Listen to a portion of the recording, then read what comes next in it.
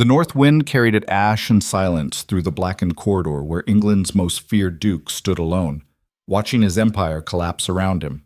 Caedric Ashford had built kingdoms from rubble and crushed rebellions with a single command, yet now he couldn't prevent one woman from walking away. The servants had stopped whispering. The ministers had stopped calling. Even his enemies sensed something broken in the way he stood motionless at the window, staring at nothing. Power without her meant nothing, and that terrified him more than any blade ever could. What happens when a man who's never begged for anything realizes he's already lost everything? Stay with me through this descent. The morning Seraphina left, the castle didn't burn. It simply went cold. Caedric stood in the doorway of what used to be their chamber, watching servants strip the bed of her linens. They moved quickly, eyes down, afraid to acknowledge what was happening. The Duchess had departed before dawn without announcement, without ceremony, leaving behind only the faint scent of lavender and a marriage that had rotted from the inside. He should have seen it coming. The signs had been there for months. The way she stopped meeting his eyes during dinner, the careful distance she maintained whenever they occupied the same room, the brittle politeness that replaced whatever warmth had once existed between them. But Caedric Ashford had built his life on the principle that attention to such things was weakness, and weakness was death. Now he understood that ignorance was just another form of cowardice. A young maid dropped a pillow near his feet and flinched when he looked at her. He said nothing. The girl scrambled to retrieve it and fled the room like prey escaping a predator. When had that happened? When had fear replaced respect in the eyes of everyone around him? Caedric walked to the window. Beyond the glass, the estate grounds stretched toward the forest in perfect manicured order. Every hedge trimmed, every path swept clean. Control maintained through meticulous attention to detail. Yet inside these walls, chaos had been breeding in silence, and he'd been too arrogant to notice. His reflection stared back at him from the window glass. 42 years old, silver threading through dark hair, eyes that people called cold because emotion was a luxury he'd learned to kill young. His father had taught him that lesson with fists and fire. Show nothing, want nothing, need nothing. Men who needed were men who could be destroyed, except he needed her, and she knew it now. That was why she'd left. Footsteps approached from the hall, measured, deliberate. Thomas appeared in the doorway, the old steward's face carefully neutral.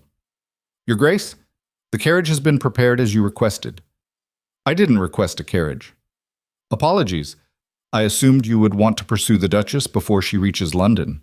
Caedric turned from the window. The steward had served his family for 30 years, had watched Caedric grow from a brutalized child into a brutal man, and somehow maintained enough foolish loyalty to still offer unsolicited counsel. "You assume wrong." Thomas hesitated. That alone was unusual. The old man never hesitated. "If I may speak plainly, Your Grace." "You may not. She's gone to her sister's house in Mayfair. If you leave within the hour—" "I'm aware of where she's gone." Caedric's voice dropped to the register that usually ended conversations. And if the Duchess wished to be pursued, she would have made her departure less permanent. Thomas studied him with eyes that had seen too much to be easily intimidated. Permanent can be undone. Pride cannot. "Get out." The steward bowed and withdrew without another word, leaving Caedric alone with the stripped bed and the smell of abandonment. Pride. The old fool thought this was about pride, as if pride could explain the hollow sensation spreading through his chest like poison, the way his hands wanted to shake, even though he'd trained them to steadiness years ago. He'd survived worse than this. Battle, poverty, his father's calculated cruelty. He'd clawed his way up from nothing, claimed a title that should have belonged to legitimate heirs, and bent an entire social order to accept him through sheer force of will. One woman leaving shouldn't unmoor him, but it did. The door opened again without warning.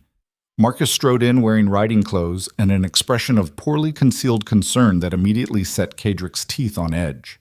"You look like hell." "Your observational skills remain razor sharp." Marcus ignored the sarcasm and moved to the sideboard where crystal decanters caught the morning light. He poured 2 glasses of whiskey despite the early hour, crossing to hand one to Caedric. "Drink." "It's 9 in the morning." "And your wife left 3 hours ago." I'd say that warrants an exemption from propriety. Caedric took the glass but didn't drink.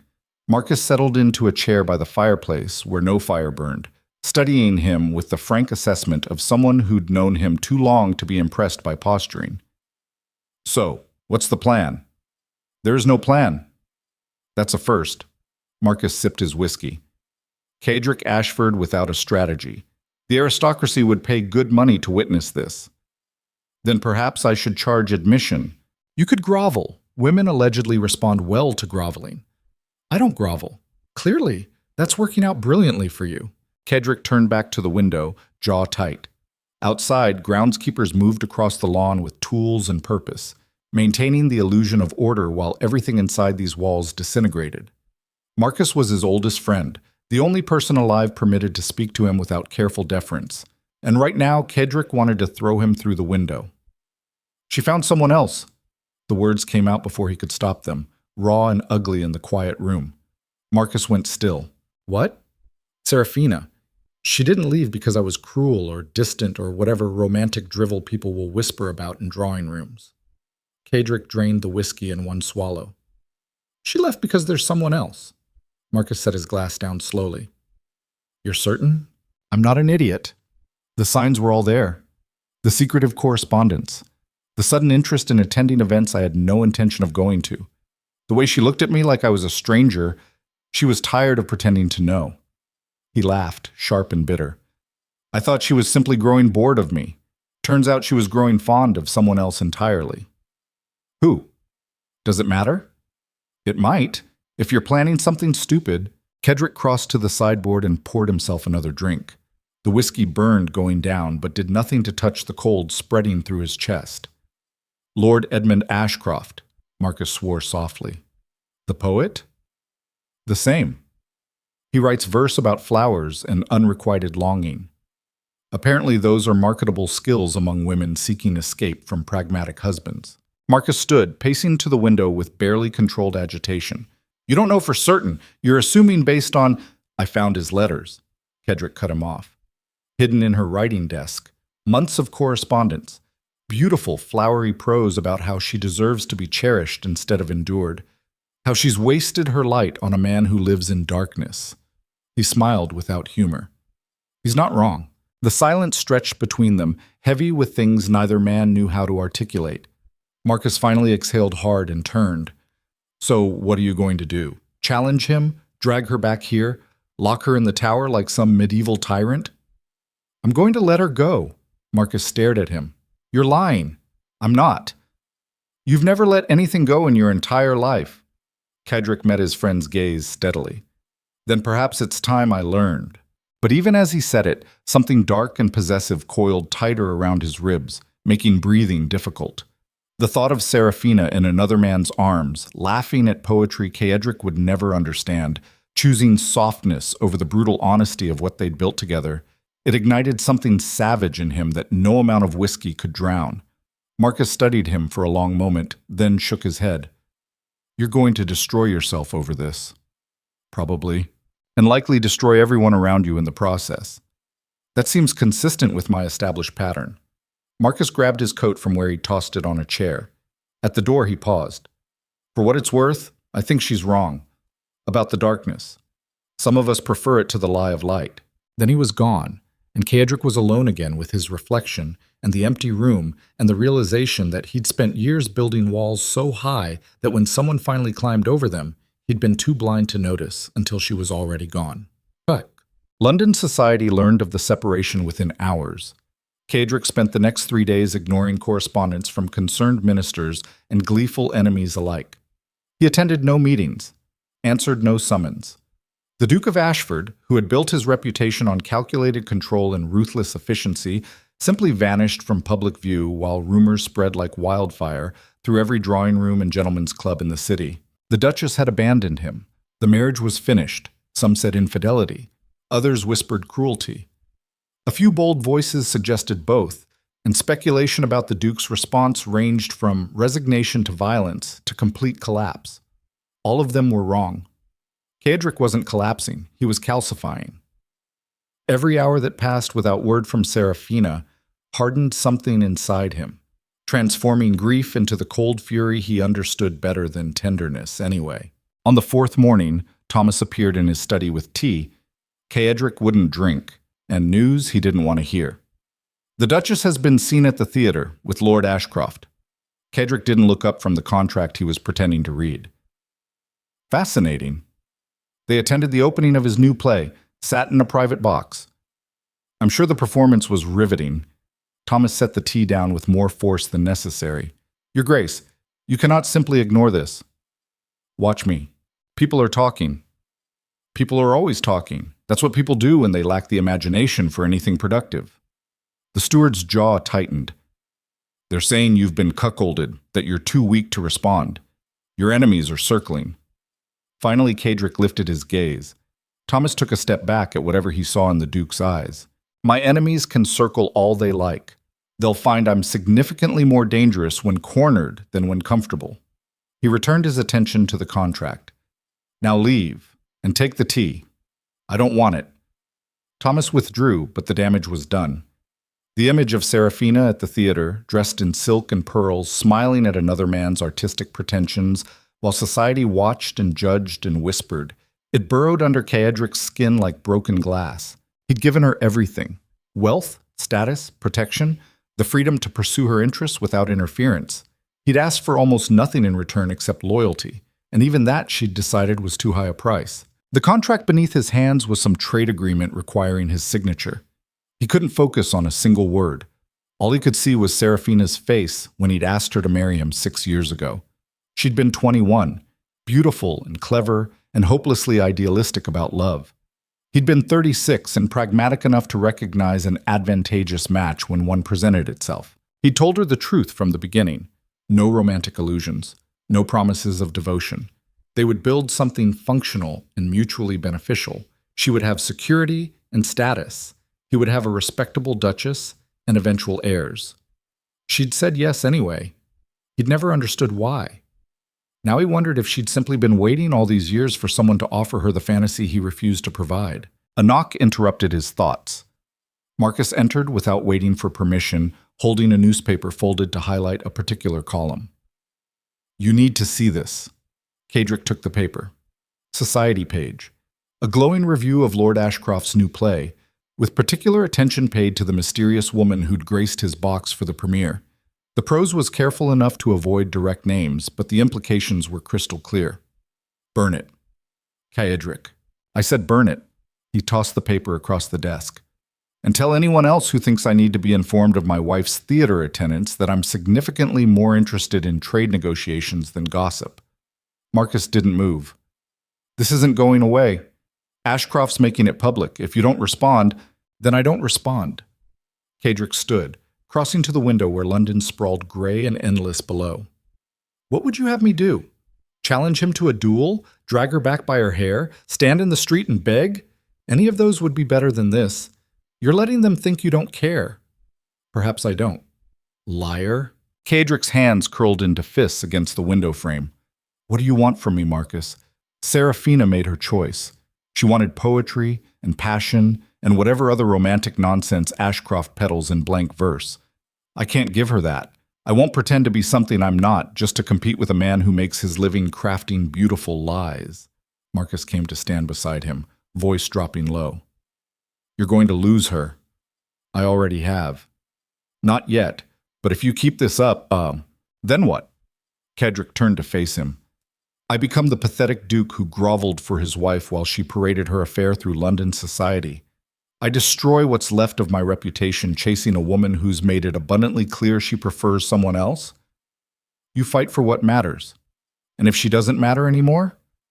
The lie hung between them, transparent and desperate. Marcus's expression shifted to something uncomfortably close to pity. You're afraid. I'm pragmatic. You're terrified. I've known you 20 years, Caedric. I've seen you face down armed rebellions and political catastrophes without flinching. But one woman walks away and you collapse like a house built on sand. Caedric's jaw tightened. Get out. Not until you admit what this is really about. I said get out. You're not angry that she left.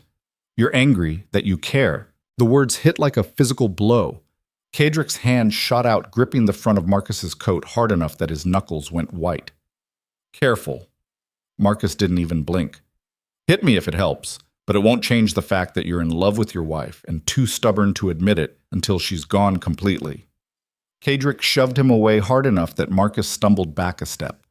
For a long moment, they stared at each other, years of friendship stretched taut between them. Then Caedric turned back to the window, voice rough. Love is a weakness I can't afford. Love is the only thing you've ever been afraid of. Then I'm a coward. Is that what you wanted to hear? Marcus straightened his coat slowly.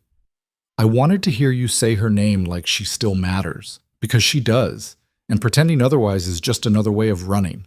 He left before Caedric could respond, pulling the door shut with careful precision. Alone again, Caedric pressed his forehead against the cold window glass and tried to remember when he'd become the kind of man who drove away everyone who got close enough to see the ruins underneath. The invitation arrived 5 days later. Cream parchment, gold embossing. Lord Edmund Ashcroft requests the honor of your presence at a private gathering to celebrate the premiere of his latest work. The date was circled. The location was his family estate just outside London. And listed among the honored guests, Lady Seraphina Ashford, Duchess of Ashford, still using his name.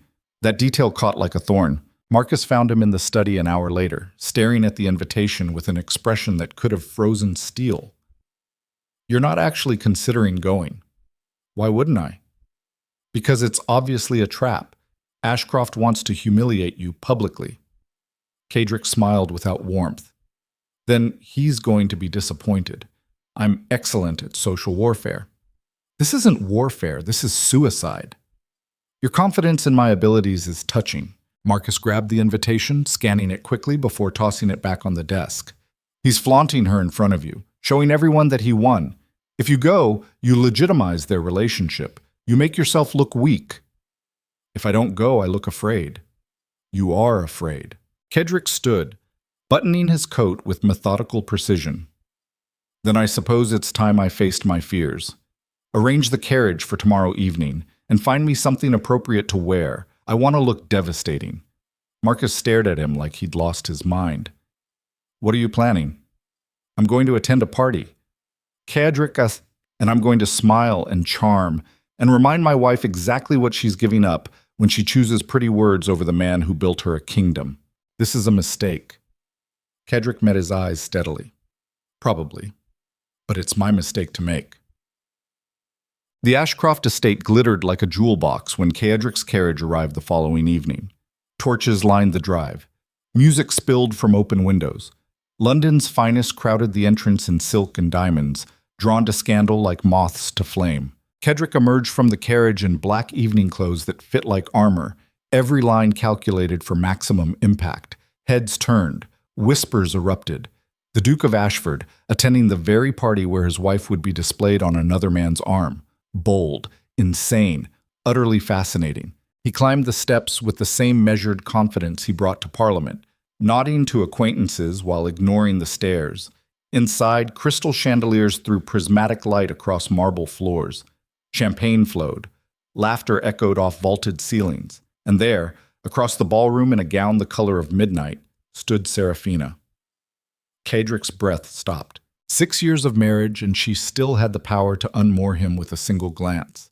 She wore her dark hair swept up, exposing the elegant line of her neck. Sapphires at her throat caught the light.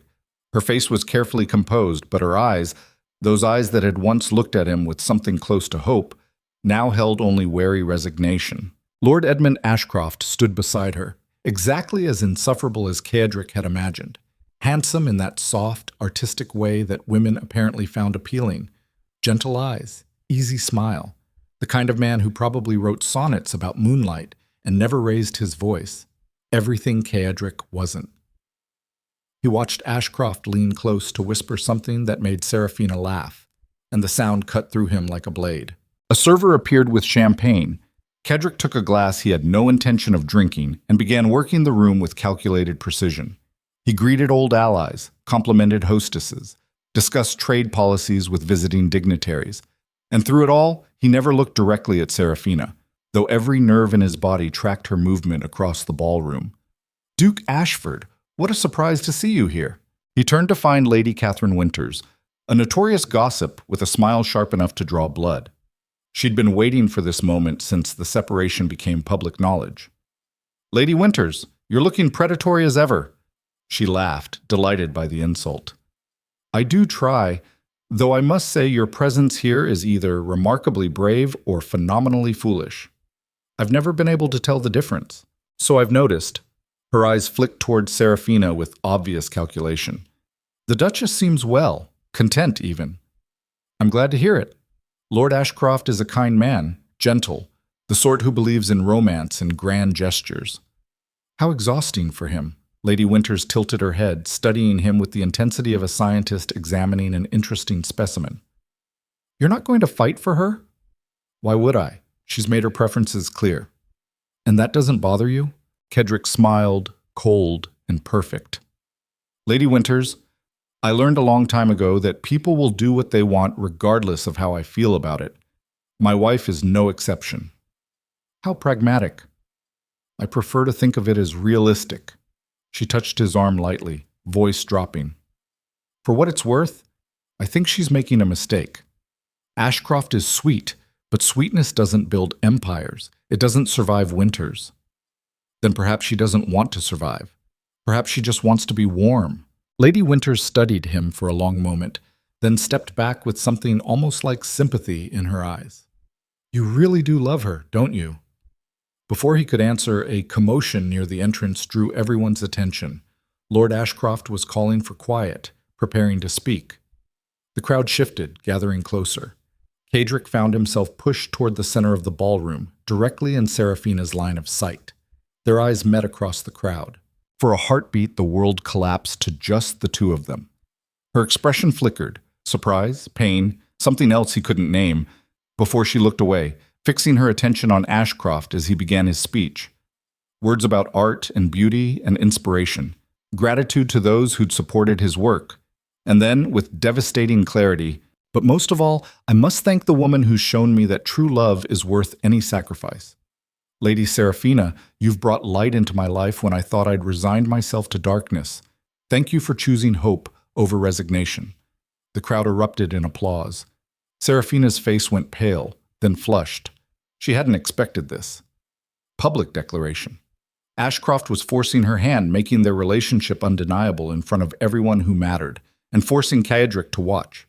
Every eye in the ballroom turned to him, waiting. The humiliated husband, the cold duke finally brought low by matters of the heart.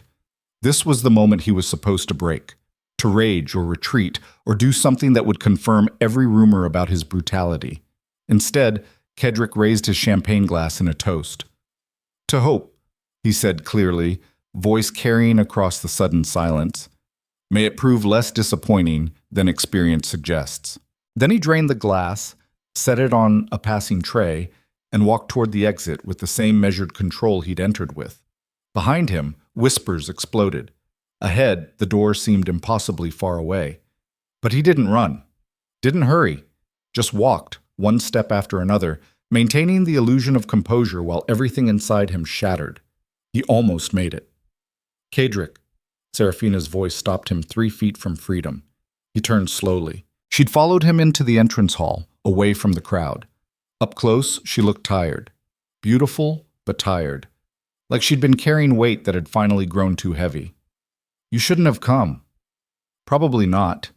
He kept his voice level. "But I've never been good at doing what I should." "This isn't a game." "I'm aware." She wrapped her arms around herself, suddenly looking younger than her 27 years. Edmund didn't mean, he shouldn't have said that, not like that. Edmund can say whatever he likes. You're free to accept or reject his declarations as you see fit. "That's it? That's all you have to say?" Caedric studied her face, memorizing details he'd spent years taking for granted. The small scar on her left cheekbone from a childhood accident, the way her eyes shifted from gray to blue depending on the light, the stubborn set of her jaw when she was trying not to cry. "What would you like me to say, Seraphina?" "I don't know, something. Anything other than this cold acceptance." "Would you prefer rage?" "I can provide that if it helps." "I'd prefer honesty." The word hit harder than she probably intended.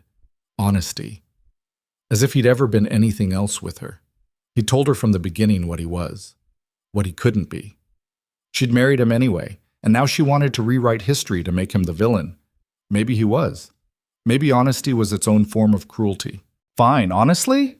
He took a step closer, watching her eyes widen. I think you're running toward comfort because facing difficulty requires courage you've decided you don't have. I think Edmund Ashcroft is selling you a fantasy that will evaporate the moment real life intrudes. And I think you know it. That's why you're angry I'm here. Because seeing me reminds you what you're actually choosing. Her hand came up fast, but he caught her wrist before the slap landed. They stood frozen, inches apart, breathing hard. Let go of me. Or what? You'll have your poet challenge me to a duel? You're being cruel. I'm being honest. You asked for it.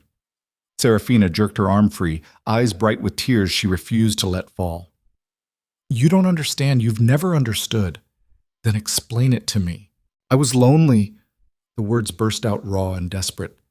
Every single day of our marriage, I was lonely. You gave me everything except the one thing that mattered. You never saw me, Caedric. Not really. I was just another asset to manage, another piece of your perfectly controlled empire. The accusation hung between them, sharp enough to draw blood. Caedric felt something crack in his chest. I saw you. No. You saw what you wanted me to be. The perfect Duchess. The appropriate wife. But you never looked deeper. Never asked what I needed. Never cared whether I was happy or dying inside. You never said, I shouldn't have had to. Her voice broke. Love isn't supposed to be negotiated like a business contract. It's supposed to be felt, chosen, every day. And you never chose me, not once. The truth of it hit like a fist. She was right.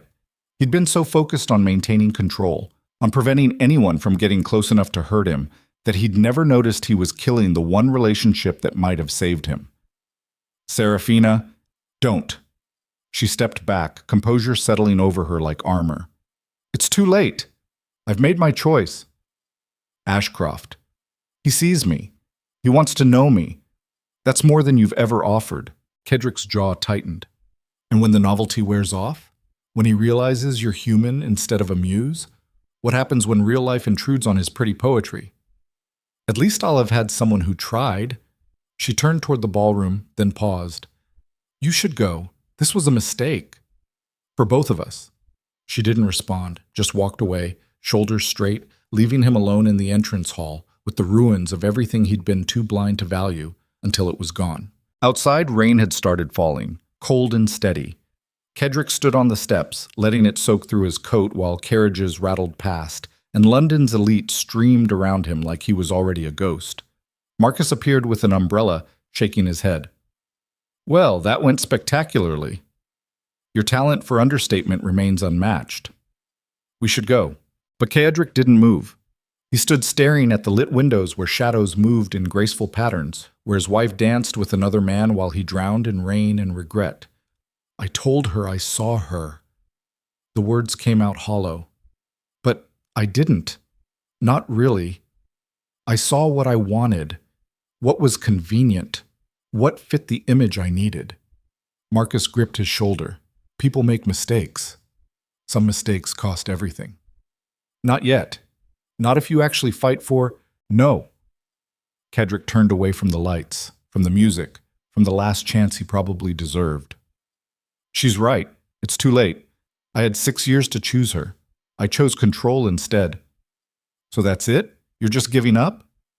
Caedric smiled without humor, rain streaming down his face like tears he'd never learned to cry. I'm being pragmatic, which is what I'm good at. The only thing I'm good at, apparently. He climbed into the carriage before Marcus could argue further, settling into darkness while the horses started moving. Through the window, he watched the Ashcroft estate recede into the rain-soaked night, taking with it the woman he'd loved too late and too poorly to save. And in the silence, one thought circled like a vulture. This was always how it would end. Men like him didn't get happy endings. They got precisely what they deserved. Nothing. The carriage ride back to the estate stretched longer than any journey Caedric had endured in battle. Rain hammered the roof in relentless percussion, while London blurred past the windows in streaks of gaslight and shadow. Marcus sat across from him in careful silence, smart enough not to offer comfort that would only sharpen the blade already lodged in Caedric's chest. When they finally arrived, the house stood dark and lifeless. No fires burned in the hearths. No servants lingered in the halls. The place had become a mausoleum commemorating a marriage that had rotted while he'd been too occupied maintaining empires to notice. Caedric dismissed Marcus with a nod and climbed the stairs alone. His study waited at the end of the corridor exactly as he'd left it. Contracts on the desk, maps on the walls. Everything organized with the precision that had always made sense when applied to commerce and politics, but had somehow failed spectacularly when turned toward a human heart. He poured whiskey, drank it, poured more. The letters were still in the drawer where he'd found them 3 weeks ago. Edmund Ashcroft's flowing script declaring devotion in language Caedric had never bothered to learn. He pulled them out now, spreading them across the desk like evidence at a trial. My dearest Seraphina, you deserve to be cherished, not merely tolerated. Your husband may have given you a title, but I offer you my soul. Caedric's hand clenched around the paper hard enough to tear it. Soul. As if souls mattered more than security. As if pretty words could protect her when the world turned vicious. Ashcroft had probably never faced real danger in his comfortable poet's existence. Never stood in front of armed men with nothing but will and violence to keep him breathing. Never built something from absolute nothing because the alternative was death. Easy to be gentle when you'd never needed to be hard. The next letter was worse. He keeps you like a possession, beautiful but untouched. I want to know you, every thought, every dream, every part of yourself that he's too blind to see. Caedric threw the letter across the room. It fluttered to the floor like a wounded bird, mocking him with its truth. He had kept her like a possession, another valuable asset in his collection. The perfect Duchess to complement his carefully constructed image. He'd never asked what she wanted, never cared if she was happy. That realization sat in his stomach like poison. The whiskey wasn't helping. Nothing helped. He stood and crossed to the window where rain continued its assault on the glass. Outside, the ground stretched into darkness, every hedge and path perfectly maintained even as everything inside these walls fell apart. Control. That's what he'd built his entire life around. Control over his environment, his emotions, everyone around him. Because the moment you let go of control, the moment you allowed yourself to need something you couldn't command, you handed someone else the power to destroy you. His father had taught him that lesson young and brutally. Need nothing. Want nothing. The second you expose vulnerability, someone will use it to break you. So Caedric had spent 4 decades building walls so high that nothing could reach him. And it had worked. He'd survived poverty, violence, war. He'd claimed power that should have been impossible for a man of his birth. He'd bent society itself to accept him through sheer force of will. But somewhere in that relentless climb, he'd stopped being human, stopped allowing himself to feel anything that couldn't be weaponized or controlled. And when Seraphina had offered him something real, something that required vulnerability instead of strategy, he'd treated it like another negotiation. Now she was gone, and he was alone with the empire he'd built at the cost of everything that might have made it worth having. A knock interrupted the spiral. Thomas entered without waiting for permission, carrying a tray with food Caedric had no intention of eating. The old steward set it down and turned to leave, then paused. Don't. But Thomas had served the family too long to be easily intimidated by silence. Your Grace, if I may. You may not. She's not in love with him. Caedric's jaw tightened. Thomas crossed to the fireplace and began building a fire with methodical movements, speaking to the hearth instead of directly to Caedric. Lord Ashcroft is a fantasy, an escape. The Duchess spent 6 years trying to reach you, and when she finally accepted it was impossible, she found someone who at least pretended to see her. I'm aware of my failures. You don't need to catalog them. Thomas struck the flint, coaxing flame from kindling. I watched you grow up in this house. Watched your father try to beat humanity out of you. Watched you survive by becoming exactly what he wanted. Hard, unbreakable, incapable of weakness. Get to the point. The point is that surviving and living are not the same thing. The old man straightened, firelight casting shadows across his weathered face. You survived your father. Built something he never could have imagined. But you're still living by his rules, still convinced that needing someone makes you weak. The words cut deeper than Caedric wanted to acknowledge. He turned away from the window, voice dropping to the register that usually ended arguments. My father was right.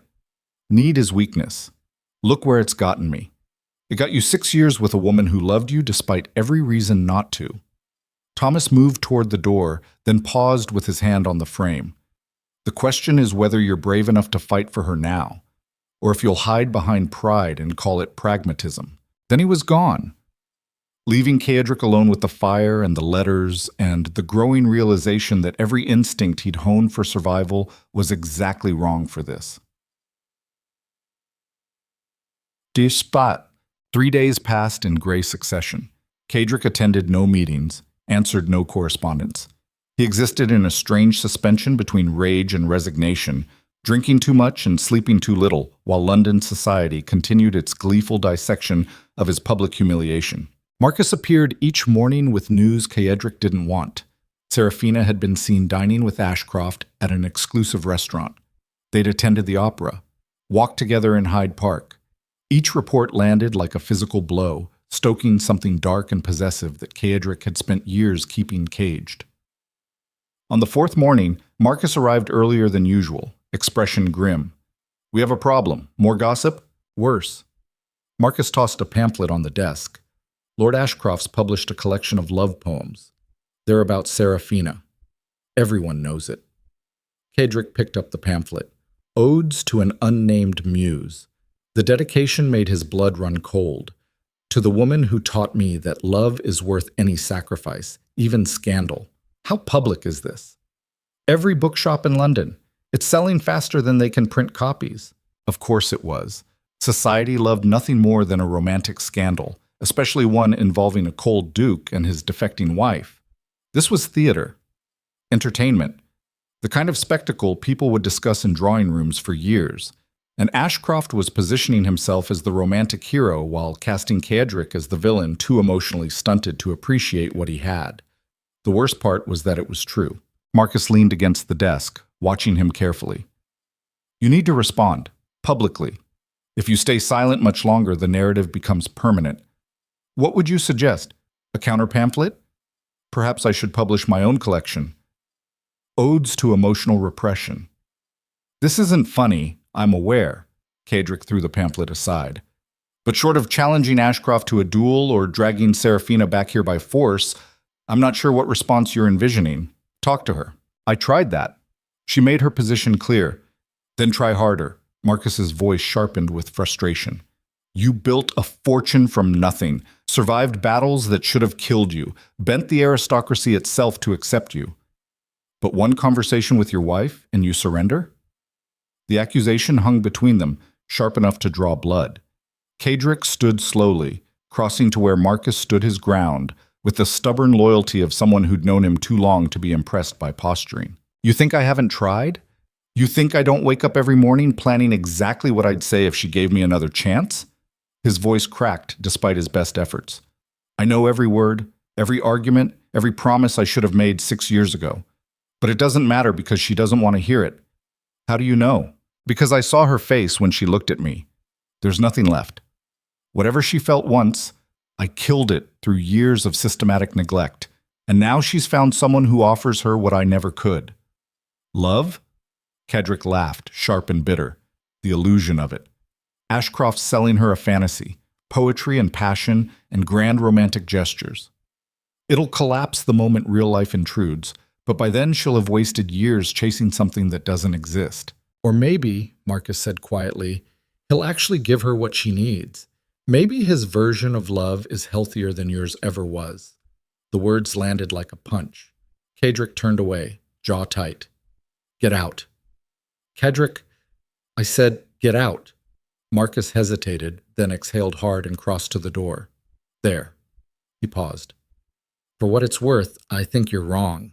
About her, about this. You're so convinced you've already lost that you're not seeing the obvious. Which is, she hasn't divorced you, hasn't filed for legal separation, hasn't done anything except leave and wait to see if you'll actually fight for her. She's with Ashcroft. In public. Very publicly. Almost like she's trying to provoke a response. Marcus smiled without humor. Think about it. If she really wanted to move on, she'd do it quietly. Instead, she's staging the most visible affair possible. That's not a woman who's moved on. That's a woman who's testing whether you actually care. Then he left before Caedric could formulate a response. The silence pressed in from all sides, heavy with implications Caedric didn't want to examine. Was Marcus right? Was this entire spectacle designed to force his hand? Or was he just desperate enough to see hope where none existed? Either way, the result was the same. Seraphina was gone. Ashcroft was winning, and Caedric was trapped in a house that felt more like a tomb with each passing day. He stood and crossed to the drawer where he kept the one thing he'd never shown anyone. A letter. Written, but never sent. Composed 3 years into their marriage during a rare moment when he'd allowed himself to acknowledge what he felt. The paper was yellowed now, creased from being folded and unfolded too many times. His own handwriting looked foreign, younger, less guarded. Seraphina. I'm not good at this. At words that don't involve contracts or commands. But you should know that when I wake in the morning, the first thought is always of you. Whether you slept well, whether you're happy, whether I've done something to make you smile, or if I've simply managed not to disappoint you for another day. I don't know how to be the man you deserve. I only know how to be what I am. But if that's enough, even barely, then I'll try. Every day. For as long as you'll let me. He'd written it after finding her crying in the garden. She'd refused to tell him why. He'd been too afraid to push. So instead he'd gone to his study and poured everything he couldn't say into a letter he'd been too much of a coward to deliver. Now it sat in his hands like evidence of every missed chance, every moment when he could have chosen vulnerability over control and hadn't. 3 years ago. If he'd given her this letter then, would anything be different now? Impossible to know, but the weight of that uncertainty sat in his chest like lead. A commotion outside drew his attention. Voices in the entrance hall, raised, urgent. Then footsteps pounding up the stairs. The door burst open without warning. A young messenger stood there, rain-soaked and breathing hard. Your Grace, you need to come quickly. Caedric's instincts sharpened instantly. What happened? The Duchess. There's been an accident. The world tilted. Everything Caedric had been drowning in for the past week evaporated, replaced by cold, focused terror. Where? Hyde Park. Her carriage overturned.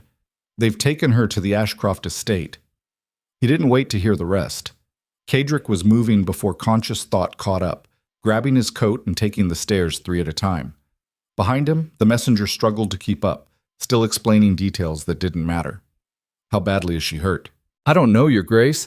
They just said to fetch you immediately. Marcus appeared from somewhere, already prepared. The carriage was ready at the door. They climbed in and Caedric shouted at the driver to move. Consequences be damned. The ride was endless. Rain continued its assault. London traffic crawled. Every second that passed felt like a small death.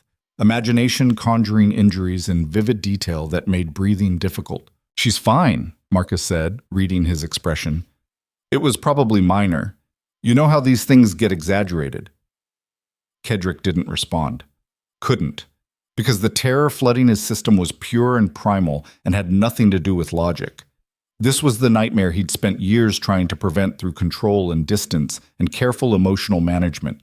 The moment you let yourself need someone, you gave them the power to destroy you. And right now, the thought of Seraphina hurt or worse was destroying him more thoroughly than any enemy ever had. They reached the Ashcroft estate in record time. Caedric was out of the carriage before it fully stopped, taking the steps with single-minded purpose. A servant opened the door, and he brushed past without acknowledgement, scanning the entrance hall for information. Where is she? Upstairs, sir. The physician is with her now. He didn't wait for directions, just followed instinct up the curved staircase, down a corridor lined with artistic pretension, until voices led him to an open door. The scene inside stopped him cold. Seraphina sat on a settee, very much alive, with a physician examining a bandage on her temple. Lord Ashcroft hovered nearby, expression painted with concern so theatrical it looked rehearsed. And standing by the window with barely concealed irritation was Lady Catherine Winters. The gossip saw him first. Her eyebrows rose. Well, that was fast. Seraphina's head snapped up. Her eyes widened when she saw Caedric filling the doorway, breathing hard and probably looking half insane with relief and residual terror. "What are you doing here? The messenger said you'd been hurt." "I'm fine. It was barely an accident." The wheel caught a rut and the carriage tilted. I bumped my head. "She's being modest," Ashcroft interjected smoothly. She was unconscious for several minutes. We were quite concerned. Caedric ignored him entirely, crossing to where Seraphina sat. Up close he could see the bandage was minor. A small cut. Nothing serious, but the sight of blood on the white linen made something violent curl in his chest anyway. "You're certain you're all right? I said I'm fine." Seraphina's voice carried an edge he recognized. She was angry. Not at the accident, at him. For showing up, for caring, for making this complicated when she'd been trying to keep it simple. The physician cleared his throat. "I've given Lady Seraphina something for the pain. She should rest for a few days, but there's no cause for alarm." "Thank you." Caedric straightened, finally allowing himself to look at Ashcroft. The poet stood with practiced elegance, concern etched into features too soft to have ever faced real hardship.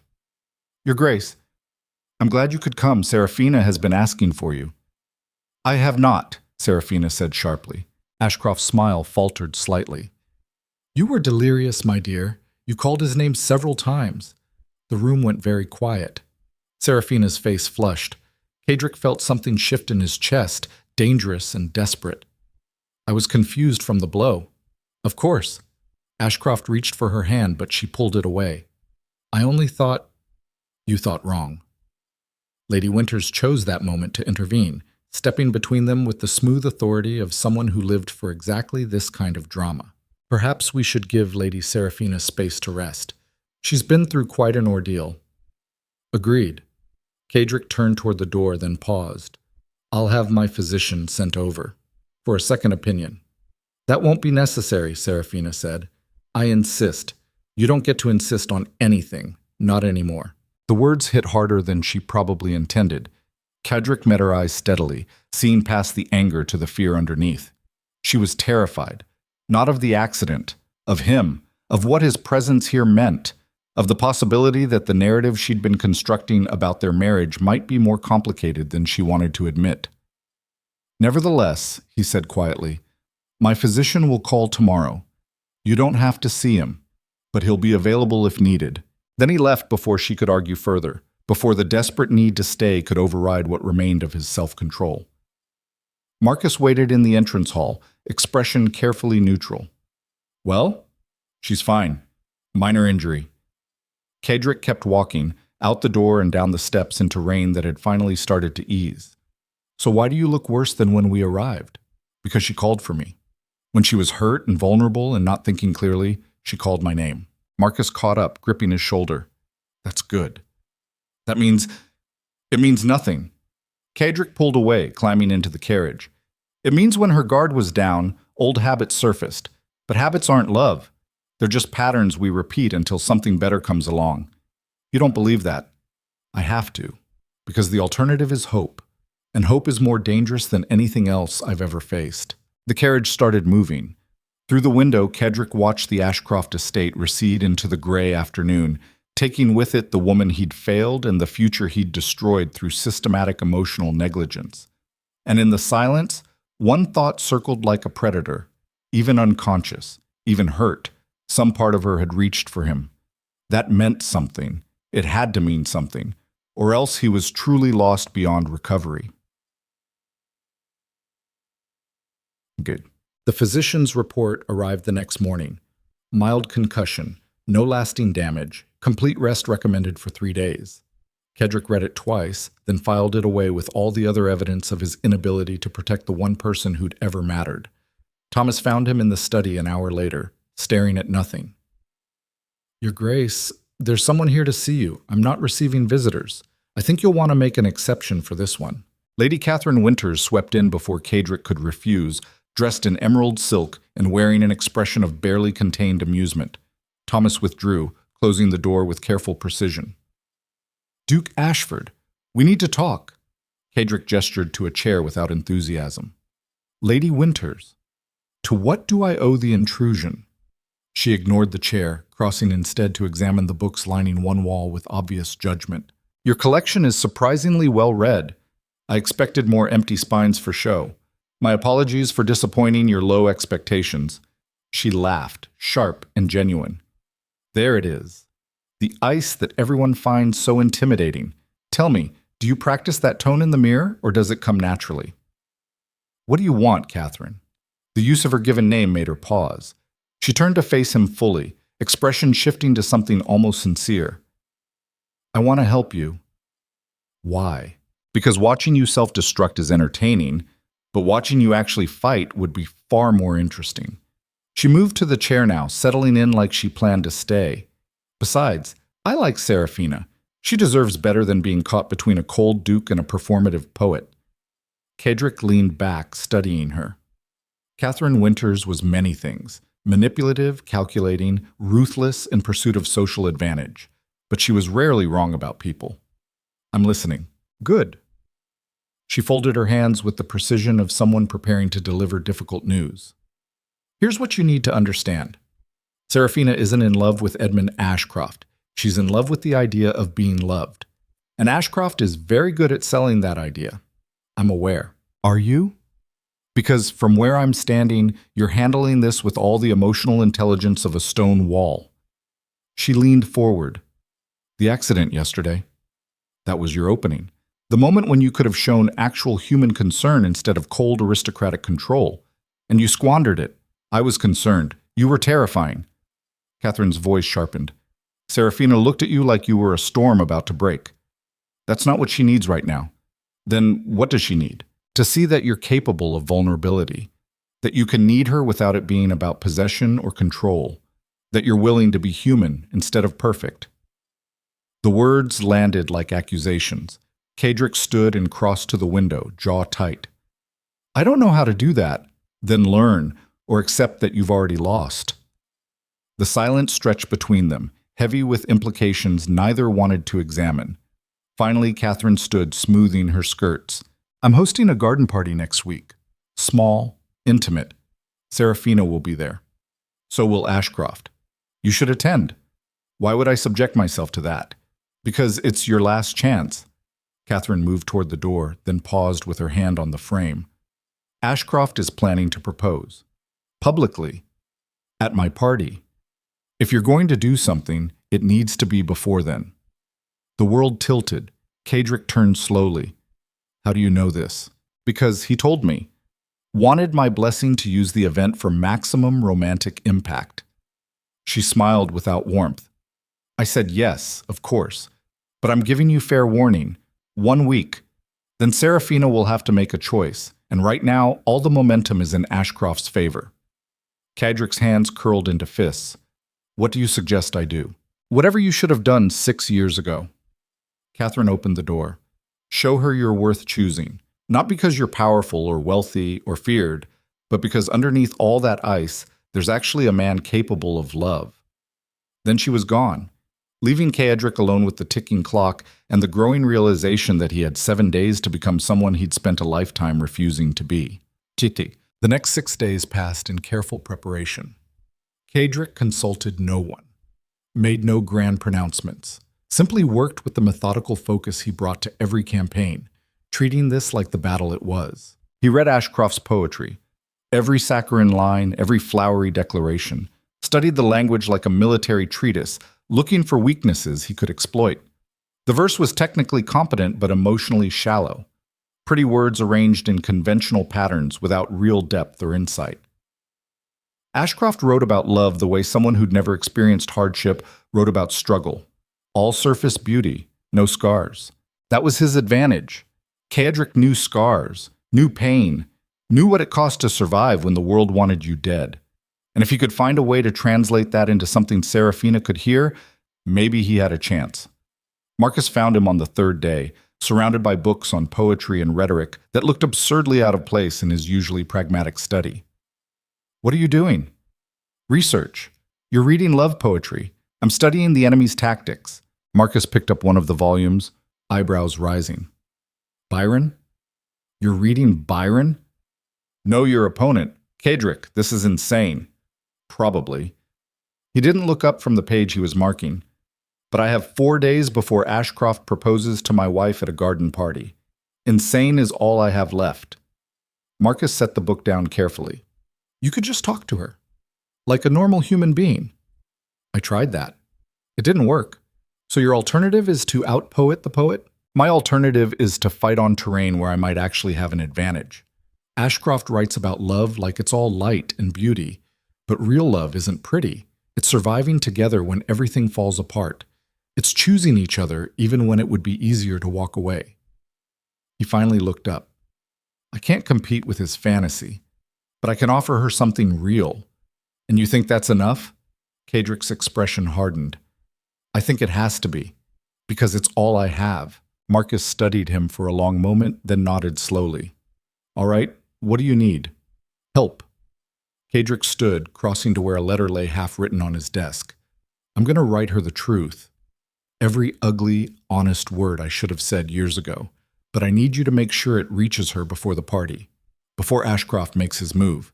You want me to deliver a love letter? I want you to deliver a declaration of intent.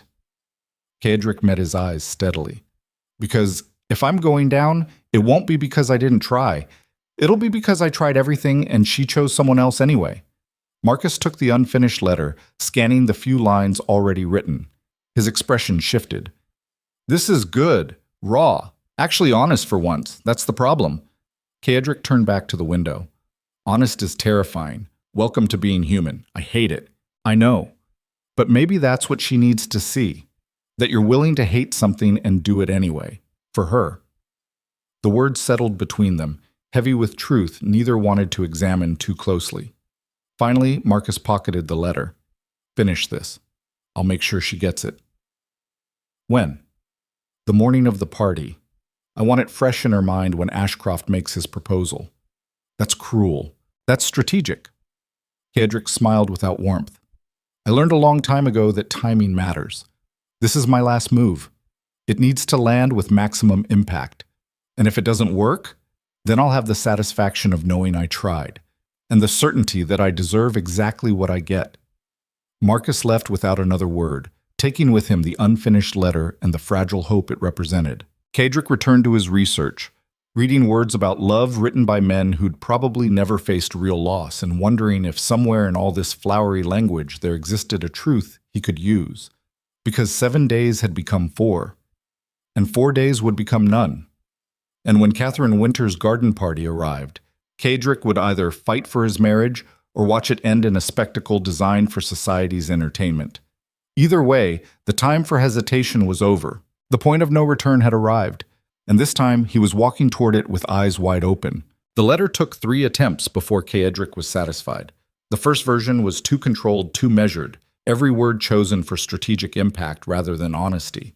The second swung too far in the opposite direction, raw emotion spilling across the page in ways that made him feel stripped bare and vulnerable in ways he couldn't tolerate. The third attempt found balance, truth without theatrics, vulnerability without weakness. He wrote it in the hours before dawn when exhaustion had worn down his usual defenses, and when he finished, the words looked foreign in his own handwriting. Seraphina. I won't insult you with apologies that can't undo 6 years of systematic failure. You were right about everything. I kept you like a possession, treated our marriage like another contract to be managed, and when you needed me to be human instead of strategic, I chose control because it was the only thing I knew how to do. But here's what I should have said years ago. When I wake, you're the first thought. When I sleep, you're the last.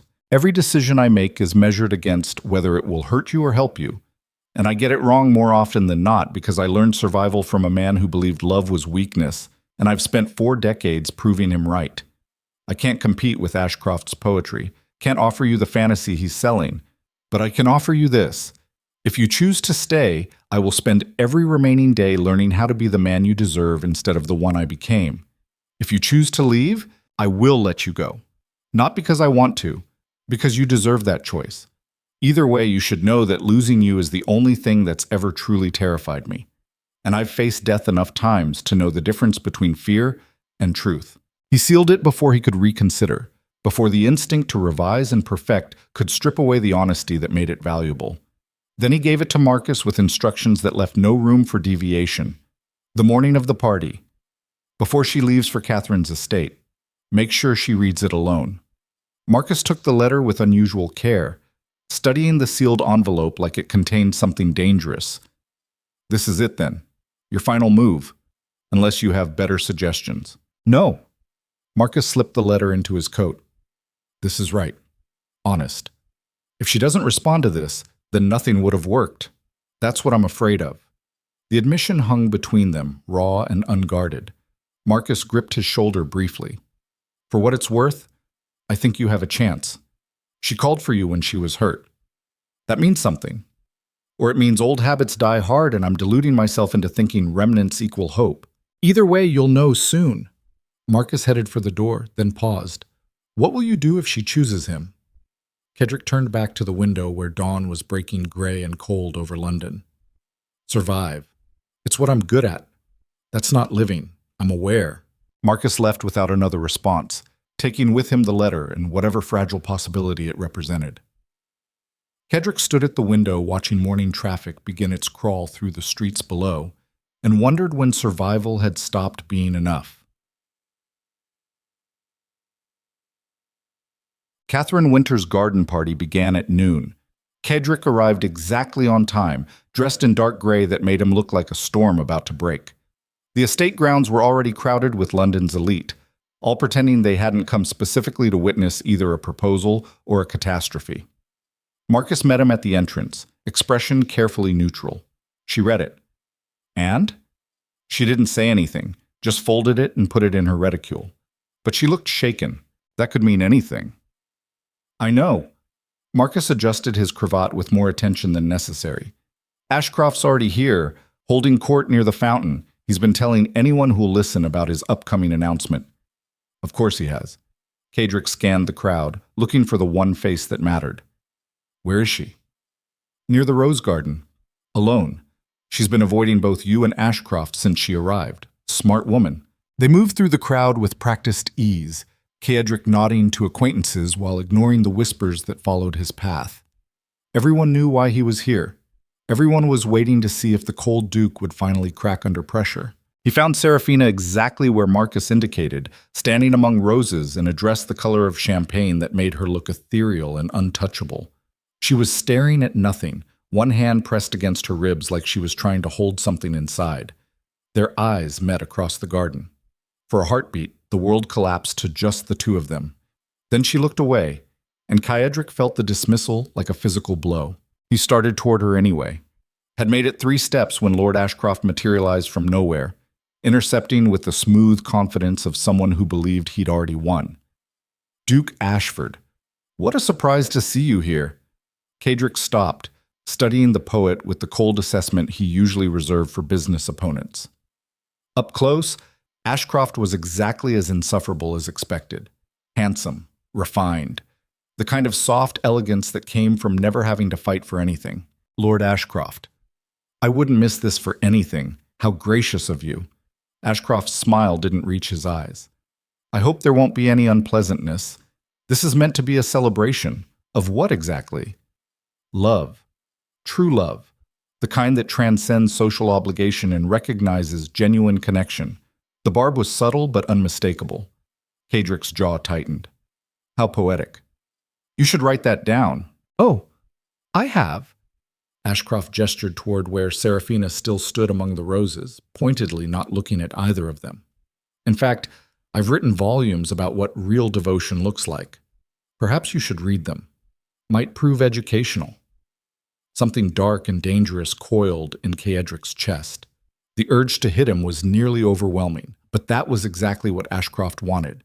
A scene, violence, proof that the Duke was exactly the brutal savage everyone suspected. Instead, Caedric smiled. Cold. Perfect. I appreciate the recommendation, though I find most poetry lacks substance beneath the pretty phrasing. All performance. No foundation. Ashcroft's expression flickered. Seraphina doesn't seem to mind the performance. No. She seems to enjoy the fantasy you're selling.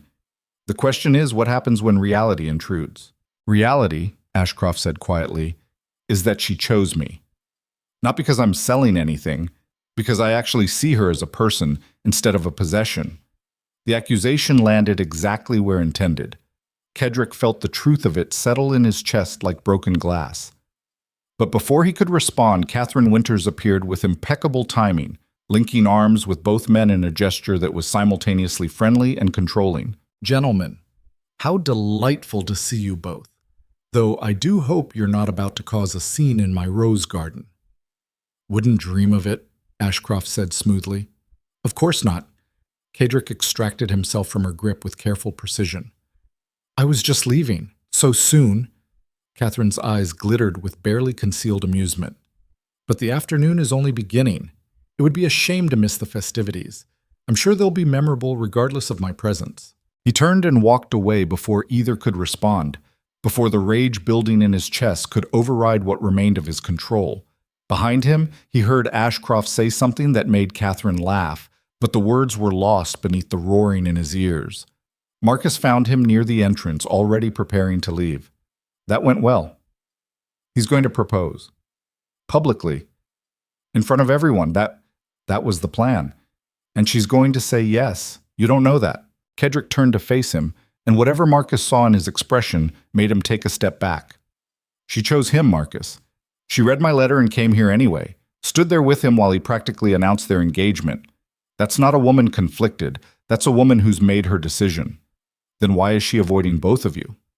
"Because she's kind. She doesn't want to humiliate me more than necessary."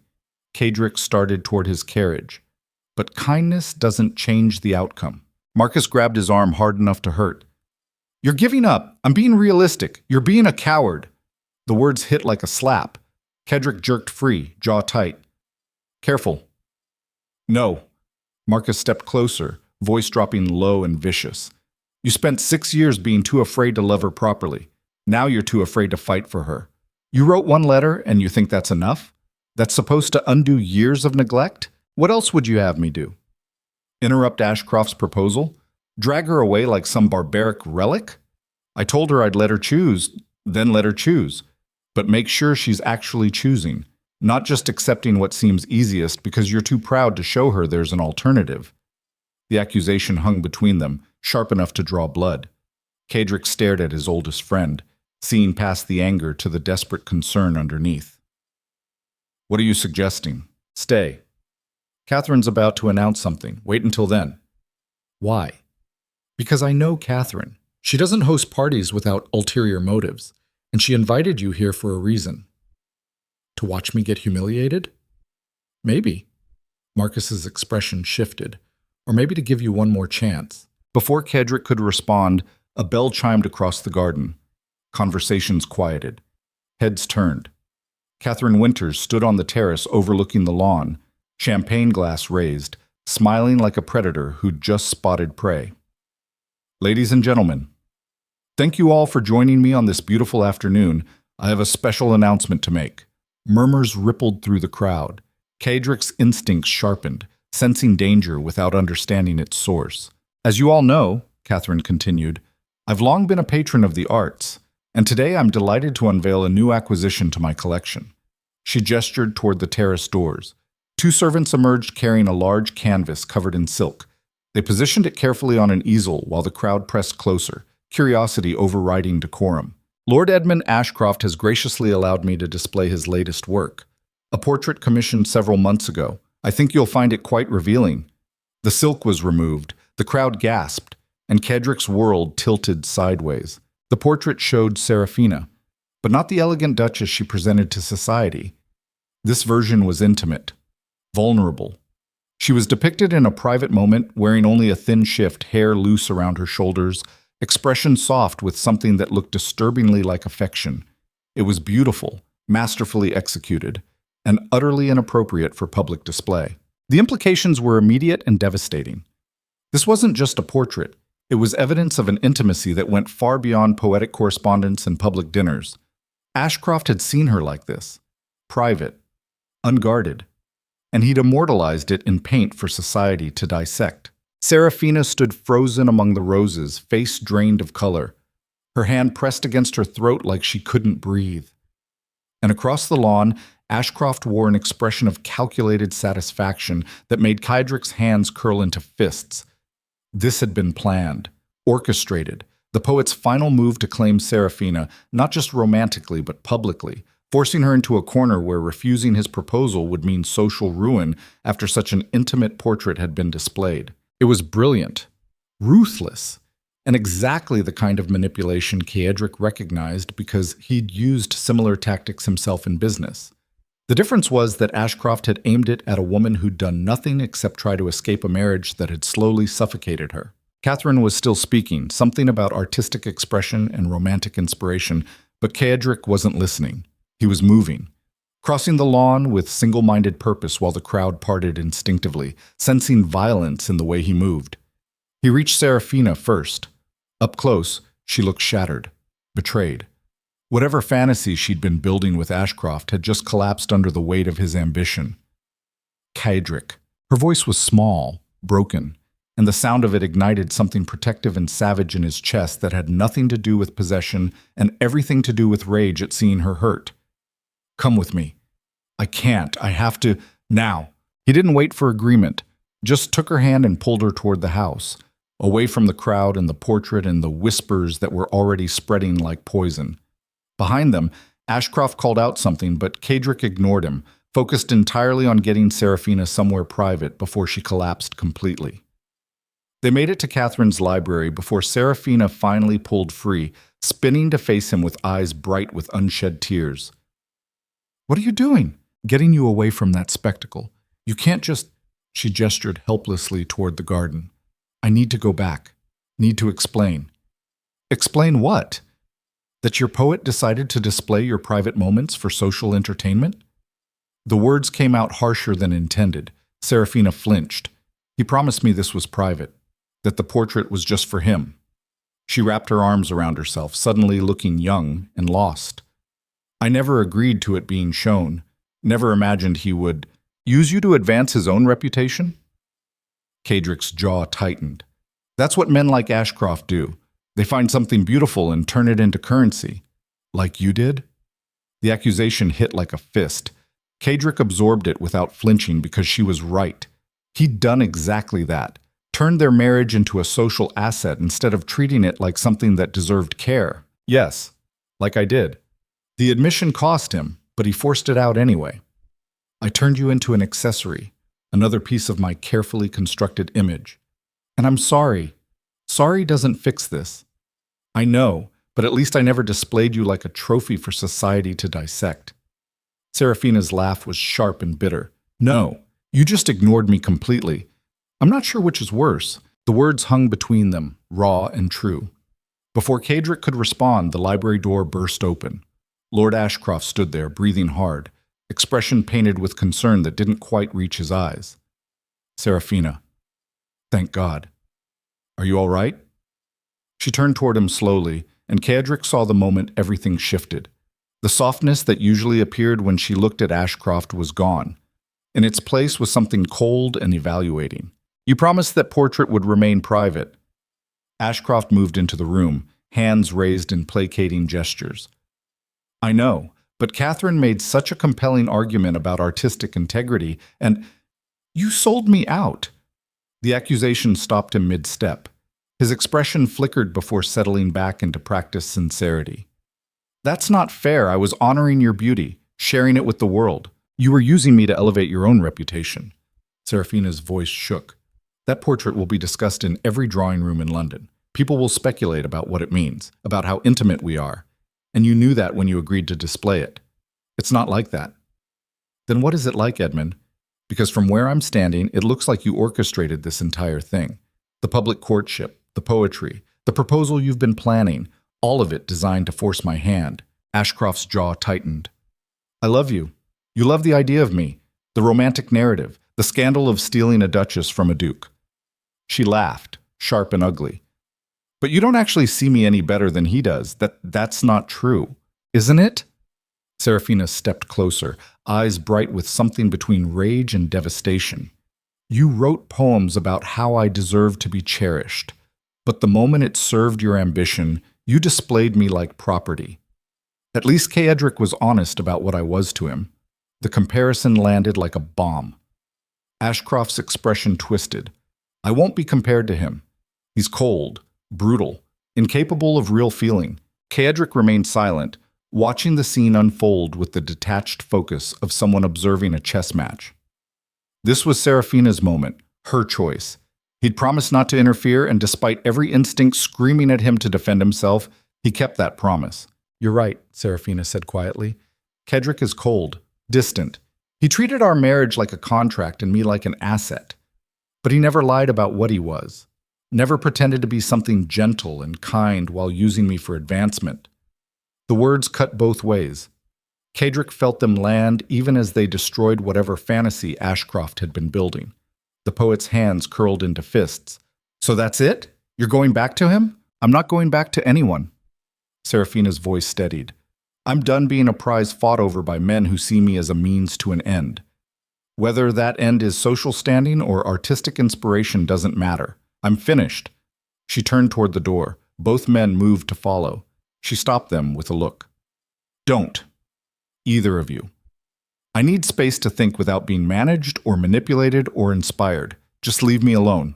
Then she was gone, leaving Caedric and Ashcroft facing each other across the library in hostile silence. Finally, Ashcroft spoke, voice tight with barely controlled rage. This is your fault. Caedric raised an eyebrow. My fault? You turned her into this. Cold, suspicious, incapable of accepting genuine affection.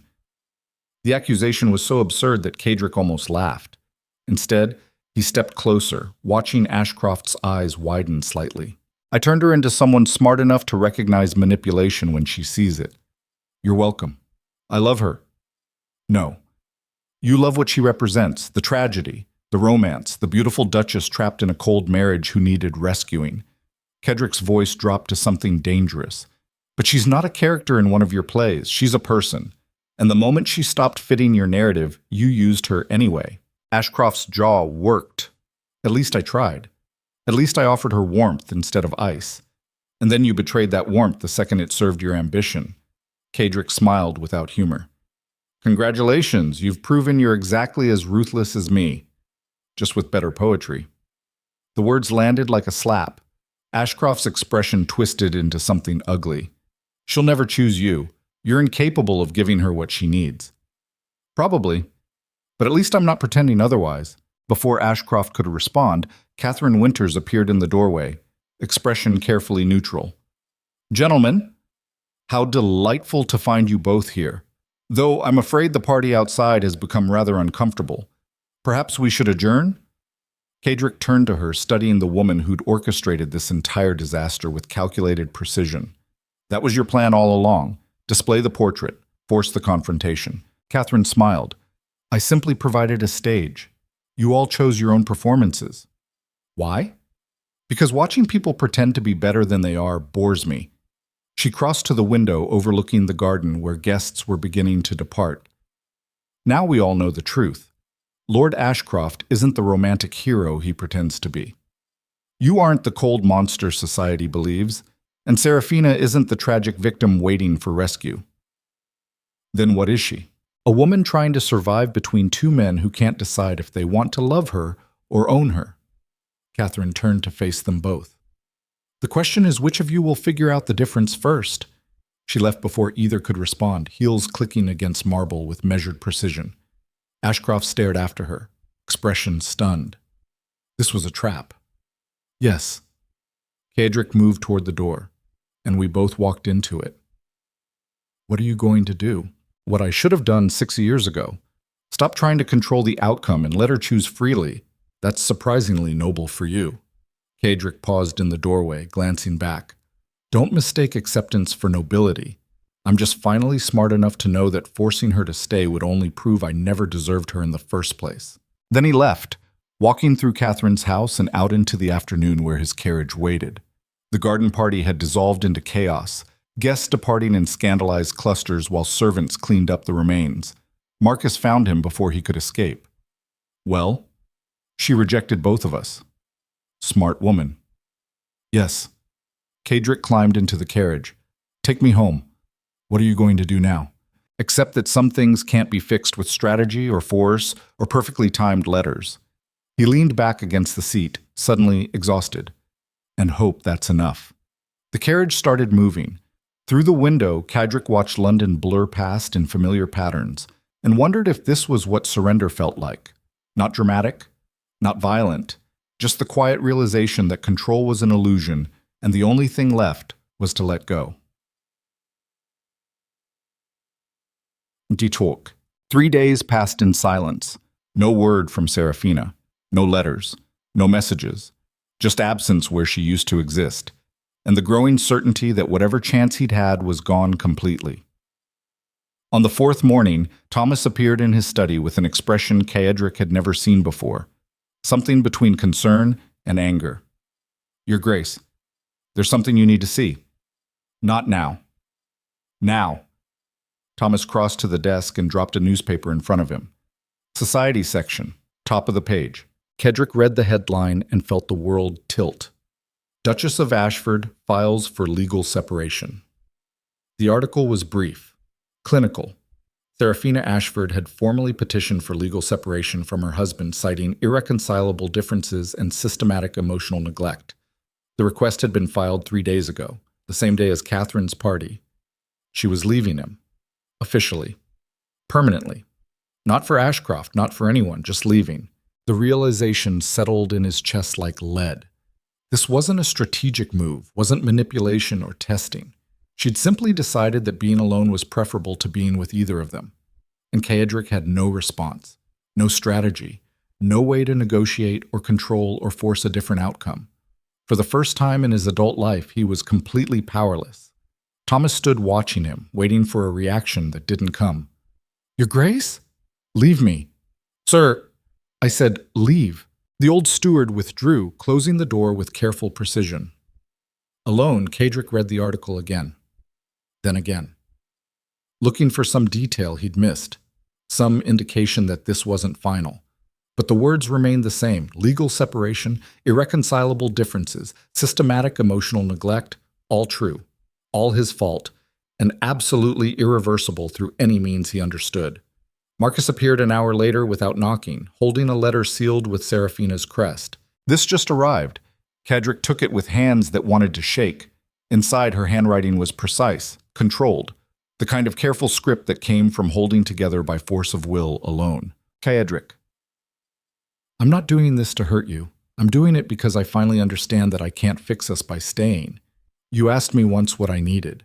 I need to remember who I was before I became your Duchess, before I turned myself into whatever shape seemed most likely to earn your attention. Edmund was wrong, you were wrong, but I was wrong too. Because I kept waiting for someone else to save me instead of saving myself. The separation papers will take months to finalize. I'll be staying at my sister's house until then. Please don't contact me. Not because I hate you. Because I need to learn how to exist without measuring my worth by whether men like you or Edmund find me valuable. I hope you understand, though I suspect that kind of understanding requires vulnerability you're still not ready for. Seraphina. The letter fell from his hands. Caedric sat motionless, staring at nothing while the truth settled around him like a shroud. She was right. About everything. He'd treated her like property. Ashcroft had used her like inspiration. And she'd finally found the courage to refuse both options. The question was whether he had the courage to let her go. Marcus picked up the letter, reading it quickly. His expression shifted to something uncomfortably close to pity. What are you going to do? Caedric stood slowly, crossing to the window where London sprawled gray and endless below. The same view he'd stared at for years while building an empire and destroying a marriage. What she asked. Let her go. That's it? That's all I have left. The admission hung between them, raw and final. Marcus set the letter on the desk. For what it's worth, I think you're making the right choice. That doesn't make it hurt less. No. But maybe that's the point. Maybe you're supposed to hurt. Maybe that's how you finally learn. Caedric's hands pressed against the window frame hard enough that his knuckles went white. And if I never see her again? Then you live with it, the same way you've lived with everything else. The words should have been comforting. They weren't, because living without Seraphina wasn't survival. It was just existence, and Caedric had spent 42 years confusing the two before she'd shown him the difference. Now she was gone, and he was left with nothing except the crushing awareness that power without love was just another prison. And he'd spent so long building walls to keep pain out that he'd trapped himself inside instead. Outside, London continued its relentless rhythm. Inside, Caedric stood at the window and finally understood what it meant to lose something that mattered more than survival itself. The realization came too late to save anything. But perhaps that was the lesson. Some losses couldn't be prevented through strategy or control. Some things had to break completely before you understood their value. And sometimes understanding came at precisely the moment when it could no longer change the outcome. The weeks that followed stretched into a kind of purgatory Caedric had never experienced. He functioned, attended meetings, signed contracts, managed his empire with the same ruthless efficiency that had built it. But something fundamental had shifted. The machinery still ran, but the engine driving it had gone cold. Marcus noticed first, started appearing at the estate unannounced, checking in with the kind of careful concern usually reserved for the terminally ill. Thomas moved through the house like a ghost, maintaining order in rooms that felt increasingly empty despite being full of expensive things. And Caedric existed somewhere between those extremes. Not quite alive, not quite dead, just moving through days that all looked identical. Until the letter arrived. It came on a Tuesday morning, 3 weeks after Seraphina's separation filing. Plain envelope. No return address. Inside, a single page written in handwriting Caedric didn't recognize. Duke Ashford, you don't know me, but I know your wife. Or rather, I know what's being planned for her. Lord Ashcroft didn't take the rejection well. He's been meeting with certain individuals who have interest in seeing the Ashford name damaged. There's going to be an incident at the theater tomorrow night, the Royal Opera House. Seraphina will be there. So will men who've been paid to create a scandal that will destroy what's left of her reputation. I'm telling you this because despite everything, she doesn't deserve what's coming. What you do with this information is your choice. A friend. Caedric read it 3 times, instincts sharpening with each pass. Anonymous warnings were usually traps, but something about the specificity made him pause. The Royal Opera House. Tomorrow night. Men paid to create scandal. If this was real, Ashcroft had gone from rejected poet to active threat. And if it wasn't real, someone was setting up an elaborate trap using Seraphina as bait. Either way, he couldn't ignore it. Marcus found him 20 minutes later, already dressed and preparing to leave. Where are you going? To verify information. What information? Caedric handed him the letter. Marcus read it quickly, expression darkening. This could be a setup. I'm aware. And you're going anyway.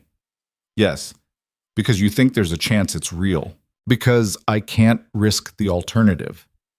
Caedric checked the pistol he kept in his desk drawer, then slipped it into his coat. If someone's targeting her, I need to know. Marcus grabbed his own coat. Then I'm coming with you. No, not a request. They stared at each other for a long moment. Finally, Caedric nodded once. Fine, but we do this carefully. No heroics, says the man loading a pistol to investigate an anonymous threat. They took a carriage to the Royal Opera House, arriving in late afternoon when the building was mostly empty. Caedric had connections here, people who owed him favors or feared him enough to provide information without questions. The house manager was both. A nervous man named Williams, who visibly paled when Caedric appeared in his office unannounced. Your Grace, I wasn't expecting. I need to see tomorrow night's box reservations. Williams blinked. I'm sorry? The reservations. Who's attending? Particularly any recent bookings. That information is private. Caedric leaned forward slightly. Williams, do you recall who funded the theater's renovation last year? The manager swallowed hard. You did, Your Grace. Then I'm sure you won't mind sharing information about my own investment. 5 minutes later, Caedric was scanning a ledger of reservations. Most were familiar names, aristocracy, wealthy merchants, the usual crowd. But 3 boxes had been booked in the last 48 hours by names he didn't recognize. All paid in cash. All requesting positions with clear sightlines to Box 7, where Lady Seraphina's sister maintained a standing reservation. Marcus read over his shoulder, jaw tight. That's not coincidence. No. Caedric studied the pattern, mind working through possibilities. 3 separate boxes, all positioned to observe one target. Classic setup for coordinated action. What kind of action? The kind that creates scandal without direct violence. Men positioned to make accusations. Create scenes. Spread rumors that can't be easily refuted. About Seraphina? About a duchess separated from her husband, attending the opera unchaperoned, meeting with unnamed gentlemen in private boxes. Caedric closed the ledger. By morning, society would be discussing her moral character instead of her husband's failures. Perfect revenge for a rejected poet. Marcus's expression hardened. We need to warn her. She asked me not to contact her. Her reputation is about to be destroyed, and you're worried about following her instructions? I'm worried about making this worse. Caedric stood, mind already working through alternatives. If I warn her and she doesn't believe me, she'll think I'm trying to manipulate her. If she does believe me and cancels, Ashcroft wins anyway because she'll be trapped hiding from threats. So what's the alternative? We attend the opera tomorrow night, position ourselves to intervene if necessary.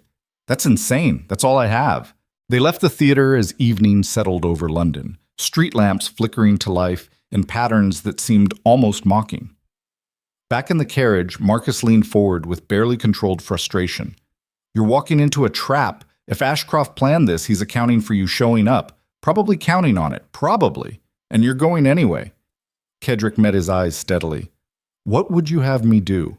Ignore the threat and hope it resolves itself? I'd have you think strategically instead of emotionally. This is exactly what happened at Catherine's party. You charge in trying to save Seraphina and end up making everything worse. The accusation landed hard. Caedric turned toward the window, jaw tight. You're right. Every time I try to help, I cause more damage. Every move I make proves I'm exactly as controlling as she said. Then don't make a move. Trust her to handle it. And if she can't? The question hung between them, heavy with implications neither wanted to examine. Finally, Marcus exhaled hard. Then you better have a plan that doesn't involve dramatic gestures and violence. Working on it. But the truth was Caedric had no plan. Just the growing certainty that tomorrow night would end badly, regardless of what he did. The only question was how much damage would be done and whether he could minimize it, or if his presence would simply make the catastrophe worse. That night he didn't sleep. Just sat in his study with the anonymous letter and the theater reservations, trying to see the pattern he was missing. The trap beneath the trap. Because men like Ashcroft didn't create simple schemes. They built elaborate narratives where the hero's intervention became part of the villain's victory. Dawn found him still awake, mind circling the same problems without solutions. Thomas appeared with tea and a carefully neutral expression. Your Grace, you look terrible. Accurate observation. Perhaps you should rest before this evening. Can't. Because you need to be sharp for whatever catastrophe awaits? Because if I sleep, I'll dream. And dreaming means facing the truth that I'm about to make everything worse in a futile attempt to protect someone who doesn't want my protection. Thomas set the tea down with more force than necessary. Then don't protect her. Excuse me? Respect her. There's a difference.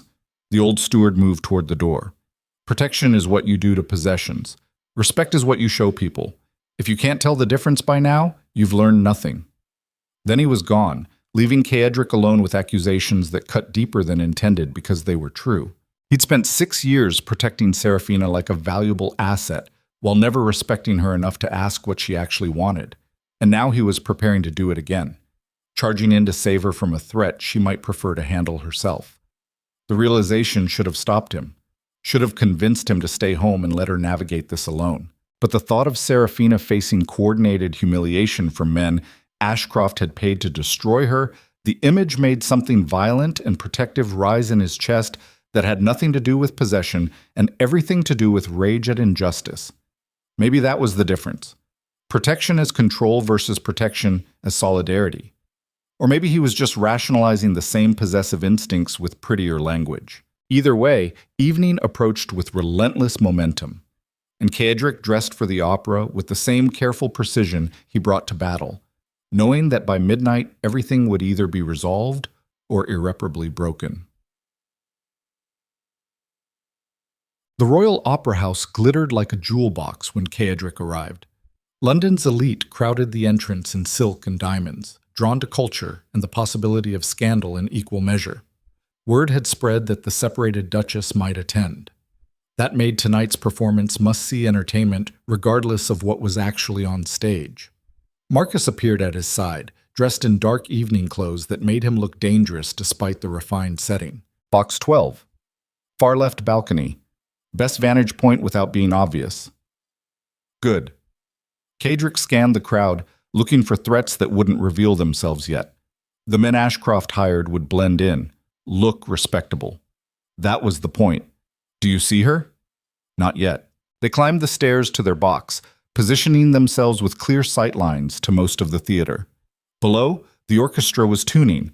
Around them, society settled into their seats with the practiced elegance of people performing their own kind of theater. Then Seraphina appeared. She entered through the main doors wearing midnight blue that made her look untouchable and devastating. Her sister walked beside her, chattering about something Seraphina clearly wasn't hearing. Even from this distance, Caedric could see the tension in her shoulders, the careful control in her expression. She knew something was wrong. Whether she'd received her own warning or simply sensed the predatory attention focused on her, she'd come prepared for conflict. Marcus leaned close. Box 7. That's her sister's usual spot. I see it. And boxes 4, 9, and 14. All occupied by men I don't recognize. Caedric had already noted them. 3 separate positions, each with clear sight lines to where Seraphina would sit. The men looked respectable, well-dressed, but there was something practiced about their casual positioning, like actors waiting for their cue. The performance began. Some opera about doomed love and tragic choices. Caedric barely registered the music, attention fixed on the boxes surrounding Seraphina's position, waiting for the move he knew was coming. It happened during the first intermission. The man in box 4 rose casually, making his way toward the corridor outside Seraphina's box. The man in box 9 followed 30 seconds later, timing coordinated, intentional. Caedric was moving before conscious thought caught up. Marcus grabbed his arm. Wait, we don't know what they're planning. Yes, we do. Create a scene where Seraphina appears to be meeting men privately. Generate enough witnesses to make the scandal undeniable. So stop them before they reach her. And prove I'm exactly as controlling as she said, that I can't let her handle her own problems? You're overthinking this. Probably. But Caedric was already descending the stairs, moving through the crowd with single-minded purpose. He reached the corridor outside box 7 just as the first man was knocking on the door. Lost? The man turned, practiced smile already in place. Not at all, just paying respects to an old friend. Is that what we're calling it now? The smile faltered. I'm sorry. Do I know you? No. But I know who hired you. Before the man could respond, Seraphina's voice cut through the tension. Caedric? What are you doing here? He turned to find her standing in the doorway of her box, expression caught between confusion and anger. Behind her, her sister watched with avid interest. The man beside him seized the opportunity, raising his voice to carry down the corridor. Lady Seraphina, how delightful to see you. I was just hoping we might have a private word. Other doors were opening now, curious faces appearing, exactly as planned. The scene was being set, witnesses gathering. In 30 seconds, this would look like a clandestine meeting interrupted, and by morning the gossip would be unstoppable. Caedric stepped between them, voice dropping to something dangerous. Leave. Now. The man's eyes widened. This is a public venue. I have every right. You have 10 seconds before I make you leave. You can't threaten me. I just did. That's 9 seconds. Seraphina's hand appeared on his arm. Caedric, stop. He didn't look at her. Couldn't. Because the rage building in his chest was barely controlled as it was, and meeting her eyes might break what remained of his restraint. 8 seconds. The man glanced past Caedric toward the growing crowd of witnesses, calculating odds. Whatever Ashcroft had paid him, it apparently wasn't enough to risk physical confrontation. He stepped back with exaggerated dignity. This isn't over. Yes, it is. Leave the theater. Don't come back. The man withdrew, disappearing into the crowd. But Caedric's instincts were screaming that the threat wasn't finished. There were still 2 more positions, 2 more coordinated attempts. He turned to Seraphina, seeing the anger in her eyes before she spoke. What the hell was that? A warning. There are men here tonight paid to create a scandal involving you. By whom? Take a guess. Her expression shifted. Ashcroft. Most likely. 3 boxes. 3 separate attempts to position you in compromising situations. And your solution is to charge in like some barbaric guardian? She pulled her arm free. I told you not to contact me. That includes dramatic rescues. This isn't about control. This is about preventing a coordinated attack on your reputation. Is it? Or is it about you deciding what's best for me without asking? The accusation cut deep because it was partially true. But before Caedric could respond, Marcus appeared at his shoulder, breathing hard. We have a problem. Ashcroft's here. Box 18. And he's watching this entire scene with considerable satisfaction. Caedric's jaw tightened. Of course he was. This wasn't about the hired men creating scandal. It was about forcing Caedric to reveal himself, to prove he was exactly as possessive and controlling as Ashcroft had been painting him. And he'd walked right into it. Seraphina followed his gaze toward Box 18 where Lord Ashcroft stood clearly visible, smiling like someone who'd just won a chess match. Her expression hardened. He planned this. All of it. Yes, including you showing up to interfere. Probably. She laughed, sharp and bitter. So we're both puppets. You performing the role of controlling husband, me playing the helpless victim who needs saving. She turned toward her box. I'm done with this. Seraphina, don't. Just leave. Both of you. Let me handle my own problems. You can't fight this alone. Watch me. She disappeared into her box, slamming the door with enough force that several nearby patrons gasped. The second half of the opera was starting, people reluctantly returning to their seats. But the damage was done. By tomorrow, society would be discussing the scene in the corridor. The Duke confronting unnamed men. The Duchess's angry dismissal. Exactly the scandal Ashcroft wanted, just reframed to make Caedric the aggressor. Marcus gripped his shoulder. We should go. Not yet. There are still 2 more attempts coming. Caedric. I said not yet. They returned to their box, positioning themselves to monitor the remaining threats. The opera continued below, voices rising in dramatic crescendos that felt absurdly disconnected from the real drama unfolding in the balconies. The second attempt came during a quiet area. Man from Box 9 moving casually toward Seraphina's position. This time Caedric stayed in his seat, watching to see how she handled it. She didn't even let him knock. The door opened before he arrived and Seraphina stepped out, voice carrying clearly. If you're looking for the gentleman's lounge, it's on the lower level. This is a private box. The man stammered something. Seraphina cut him off. I'm not interested in whatever you were paid to say. Tell Lord Ashcroft his schemes are transparent and pathetic. Now leave before I have security remove you. The man fled. Several nearby patrons applauded quietly. And in Box 18, Ashcroft's expression darkened. Marcus laughed softly. She doesn't need you. No. Caedric felt something shift in his chest. Respect mixed with the familiar ache of loss. She never did. I just refused to see it. The third attempt never materialized. The man in Box 14 apparently decided discretion was preferable to whatever fate the first 2 had met. He simply disappeared during the next intermission, abandoning whatever role he'd been assigned. The opera concluded without further incident. Caedric remained in his box while crowds filed out below, watching Seraphina prepare to leave. She moved with careful dignity, ignoring the stares and whispers that followed her path. At the exit, she paused, looked up toward where Caedric sat in shadow. For a moment, their eyes met across the crowded theater. Then she turned and walked away, taking with her whatever fragile hope he'd been carrying that tonight might change something. Marcus stood. Well, that was educational. Yes. What did we learn? That Seraphina is more capable than I ever gave her credit for. That my interference causes more harm than good. And that Ashcroft is willing to destroy her reputation out of wounded pride. So what now? Caedric stood slowly, mind already working through implications. Now we wait to see what he does when his schemes fail. Men like Ashcroft don't handle rejection well. When manipulation doesn't work, they escalate. To what? That's what worries me. They descended the stairs and emerged into London night, where carriages clogged the street and society continued its relentless performance.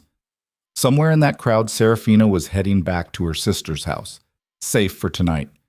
But tomorrow would bring fresh rumors and fresh threats. And Caedric would be relegated to watching from distance, respecting her demand for space while every instinct screamed at him to intervene. The carriage ride back was silent. Marcus knew better than to offer commentary on disasters that spoke for themselves. At the estate, Thomas waited with brandy and a carefully neutral expression.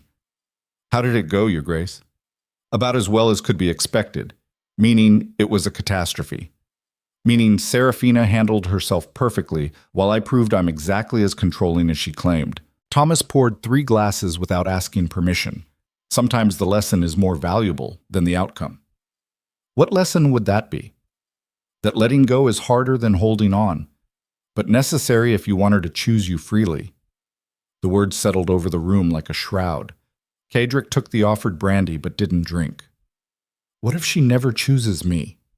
What if respecting her space just means I lose her completely? Then you lose her with honor instead of driving her away through force. Thomas met his eyes steadily. That's the difference between love and possession, Your Grace. Love accepts the risk of loss. Possession refuses to. Before Caedric could respond, urgent knocking interrupted. A messenger appeared, rain-soaked and breathing hard. "Your Grace, there's been an incident." Caedric's instincts sharpened instantly. "What kind of incident?" "Fire. At the Ashcroft estate. Lord Ashcroft is dead." The world tilted. Marcus swore softly. Caedric remained frozen, mind racing through implications. How? Still investigating. But preliminary reports suggest arson. The entire West Wing burned. Ashcroft was trapped inside. When? 2 hours ago, while the opera was still running, which meant Ashcroft had been killed while his hired men were creating scandals at the theater, while Caedric and Seraphina were both occupied with public spectacle. This wasn't accident or coincidence. This was execution disguised as tragedy. "Does anyone know I was at the opera tonight?" The messenger hesitated. "Everyone knows, Your Grace. The scene in the corridor is already being discussed throughout London."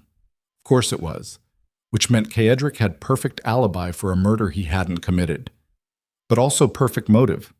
The jealous husband eliminating his romantic rival. Marcus read his expression. "This is a setup." "Yes. Someone killed Ashcroft and timed it to implicate you. The question is who and why." Before anyone could answer, another knock. This time louder, more official. Thomas moved to answer it, returning with an expression Caedric had never seen before. "Your Grace, there are constables here. They'd like to ask you some questions about Lord Ashcroft's death."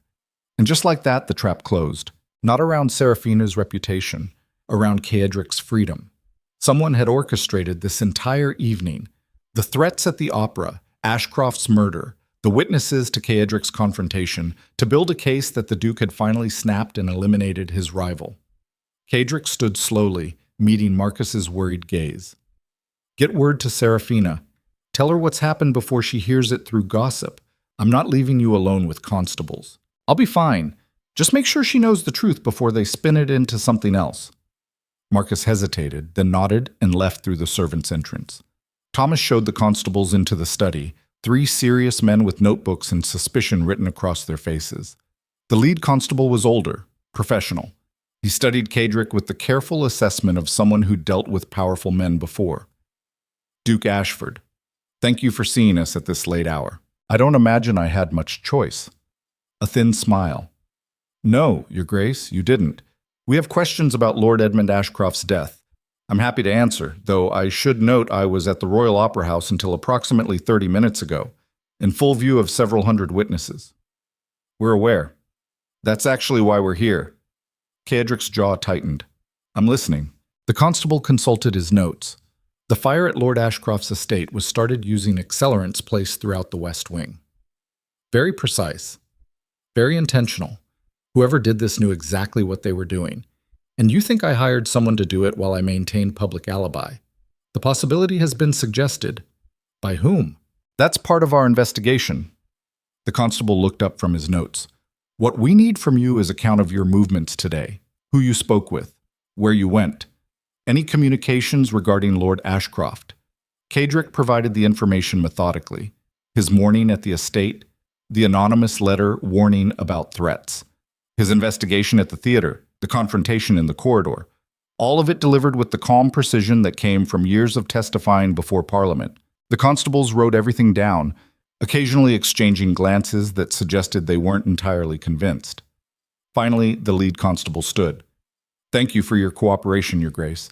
We'll likely have additional questions. I'm at your disposal. One more thing. Do you still have this anonymous letter you mentioned?" Caedric crossed to his desk and retrieved it, handing it over with careful neutrality. The constable read it, expression unreadable. Convenient. "Excuse me? An anonymous warning that draws you to the theater at precisely the time Lord Ashcroft is being murdered. Provides perfect alibi while also establishing motive through public confrontation. Are you accusing me of something?" "Not yet, but I'd suggest you remain available for further questioning." They left, taking the letter and leaving behind the sour taste of suspicion barely contained. Thomas closed the door behind them and turned with barely controlled anger. "This is outrageous. They can't possibly think—" "They can think whatever the evidence suggests." Caedric poured himself more brandy. "And right now, the evidence suggests I had motive, opportunity, and resources to arrange Ashcroft's murder. But you didn't." "No. Which means someone else did and went to considerable trouble to make it look like I did. Who would benefit from that? That's the question." Caedric returned to the window, mind working through possibilities. Ashcroft had enemies. Failed poets always did. But someone had orchestrated tonight with precision that suggested intimate knowledge of all the players involved. The threats against Seraphina, Ashcroft's schemes, Caedric's protective instincts. Someone who knew exactly how everyone would respond and used it to build an elaborate trap. Thomas moved to stand beside him. "What will you do?" "Find out who actually killed Ashcroft before they successfully pin it on me." "And Lady Seraphina?" Caedric's hands curled into fists. "She's about to hear that her former lover died the same night her estranged husband publicly threatened people in her defense. She'll think I did it. Everyone will. Then prove them wrong." "How? By investigating while constables watch my every move? By defending myself and looking guilty? There's no winning move here." "Then perhaps," Thomas said quietly, "the move isn't winning. Perhaps it's simply telling the truth and accepting whatever comes. The words should have been comforting. They weren't, because the truth was complicated. Caedric hadn't killed Ashcroft, but he'd wanted to, had fantasized about it during dark moments, and that intent, even without action, felt like guilt anyway." Outside, London continued its relentless rhythm. Inside, Caedric stood at the window and watched his carefully constructed empire begin to crumble under the weight of accusations he couldn't refute and crimes he hadn't committed. And somewhere across the city, Seraphina was learning that the two men who'd been fighting over her had now been reduced to one, the other dead in suspicious fire. The survivor perfectly positioned to take the blame. By morning, society would have reached its verdict. The cold Duke had finally revealed his true nature, eliminated his rival, proven he was exactly the monster everyone suspected, and Caedric had no defense except the truth that no one would believe. The trap had closed completely, and the only question remaining was whether he'd be destroyed by it or if he'd find a way to turn the blade back on whoever had constructed it. But that would require allies, resources, time he probably didn't have, and the willingness to fight dirty in ways he'd spent years avoiding because they reminded him too much of his father. The choice crystallized with brutal clarity. Become the monster they already believed he was. Use every ruthless tactic he'd ever learned. Destroy whoever had done this without mercy or hesitation. Or accept defeat with dignity and hope that truth eventually surfaced, even if it came too late to save him. Both options felt like death, just different kinds. And as thunder rolled across London like judgment, Caedric Ashford stood at the precipice and realized that for the first time in his life, he genuinely didn't know which path led to survival and which led to destruction. The only certainty was that by tomorrow, everything would be different, and there was no going back. The investigation moved faster than Caedric anticipated. By dawn, constables had returned with more questions and thinly veiled accusations. By noon, society had reached its verdict without waiting for actual evidence. The Duke of Ashford had eliminated his romantic rival through calculated violence. The cold ruthlessness everyone had always suspected finally proven through action. Marcus appeared mid-morning with news that landed like another blow. "They're saying you hired men to start the fire, that the anonymous letter was fabricated to establish alibi. Several witnesses claim they saw your carriage near the Ashcroft estate earlier in the day. My carriage never left the estate grounds until we went to the theater. Doesn't matter. Someone paid people to lie. And right now, their testimony carries more weight than your denials. Caedric stood at the window where he'd spent too many hours lately, watching London continue its relentless rhythm while his world collapsed. The irony wasn't lost on him. He'd spent decades building power through careful control and strategic manipulation. Now someone was using those same tactics to destroy him. The question was who possessed both the resources and the intimate knowledge required to orchestrate something this precise. Thomas entered without knocking, expression grave. "Your Grace, Lady Seraphina is here." The world stopped. Caedric turned slowly. "Here? Now?" "Downstairs. She's demanding to see you. Did she say why?" "No. But she looks devastated. Of course she did. The man she'd been building a future with was dead, and her estranged husband stood accused of the murder. Devastated didn't begin to cover what she must be feeling." Caedric descended the stairs with the sensation of walking toward execution. Whatever happened next would determine everything. If Seraphina believed he'd killed Ashcroft, any chance of reconciliation died permanently. If she didn't believe it but came to accuse him anyway, the outcome was the same. Either way, this conversation would end something that had been dying for years. She waited in the drawing room wearing black that made her look like a widow already. Her eyes were red-rimmed but dry, cried out, or simply past the point where tears meant anything. When she saw him, her expression hardened. "Did you do it?" No greeting, no preamble, just the question that mattered stripped of all social pretense. Caedric closed the door behind him, giving them privacy for whatever came next. "No. The constables think you did. The constables are being manipulated by someone who went to considerable trouble to make it look that way." Seraphina's jaw tightened. "That's convenient. It's true." "Is it?" "Because from where I'm standing, this looks exactly like something you'd do. Eliminate the problem, remove the obstacle, use resources and strategy to achieve your goal while maintaining deniability." The accusation landed hard because it was accurate. That was exactly the kind of approach Caedric had used in business for decades. Seraphina knew him well enough to recognize his patterns even when he wasn't following them. "I didn't kill Ashcroft. Didn't hire anyone to kill him. I was at the opera the entire time he died, surrounded by witnesses who can verify my presence. Because you planned it that way. Created perfect alibi while your hired men did the actual work." Caedric crossed to where she stood, watching her eyes widen slightly as he approached. Up close, he could see the exhaustion etched into her face. The weight of too many betrayals and too much grief compressed into weeks that should have contained years. If I'd wanted Ashcroft dead, I would have challenged him to a duel, faced him directly. Not hired cowards to burn him alive while I attended the opera. She searched his face, looking for deception she'd become expert at recognizing after 6 years of marriage. Then who did? I don't know. But someone who knows all of us well enough to predict exactly how we'd respond to specific provocations. Someone with resources to hire men and forge evidence. And someone who benefits from both Ashcroft's death and my destruction. That's a very specific list, yes. Which is why I need you to tell me everything you know about Edmund's enemies, his debts, anyone who might want him dead badly enough to construct an elaborate frame. Seraphina laughed, sharp and bitter. You want me to help you investigate his murder? I want to find out who actually killed him before they successfully pin it on me and leave you vulnerable to whoever comes next. What makes you think I'm vulnerable? Because Edmund's death wasn't about revenge or passion. It was calculated, professional. And the kind of people who kill like that don't stop with one target. The implication hung between them. If someone had orchestrated Ashcroft's murder and Caedric's framing with this much precision, Seraphina was likely part of a larger plan they hadn't seen yet. Her expression shifted, uncertainty replacing anger. Edmund had debts, gambling mostly. He hid them well, but I found records in his study after we started spending time together. How much? Tens of thousands, to some very dangerous people.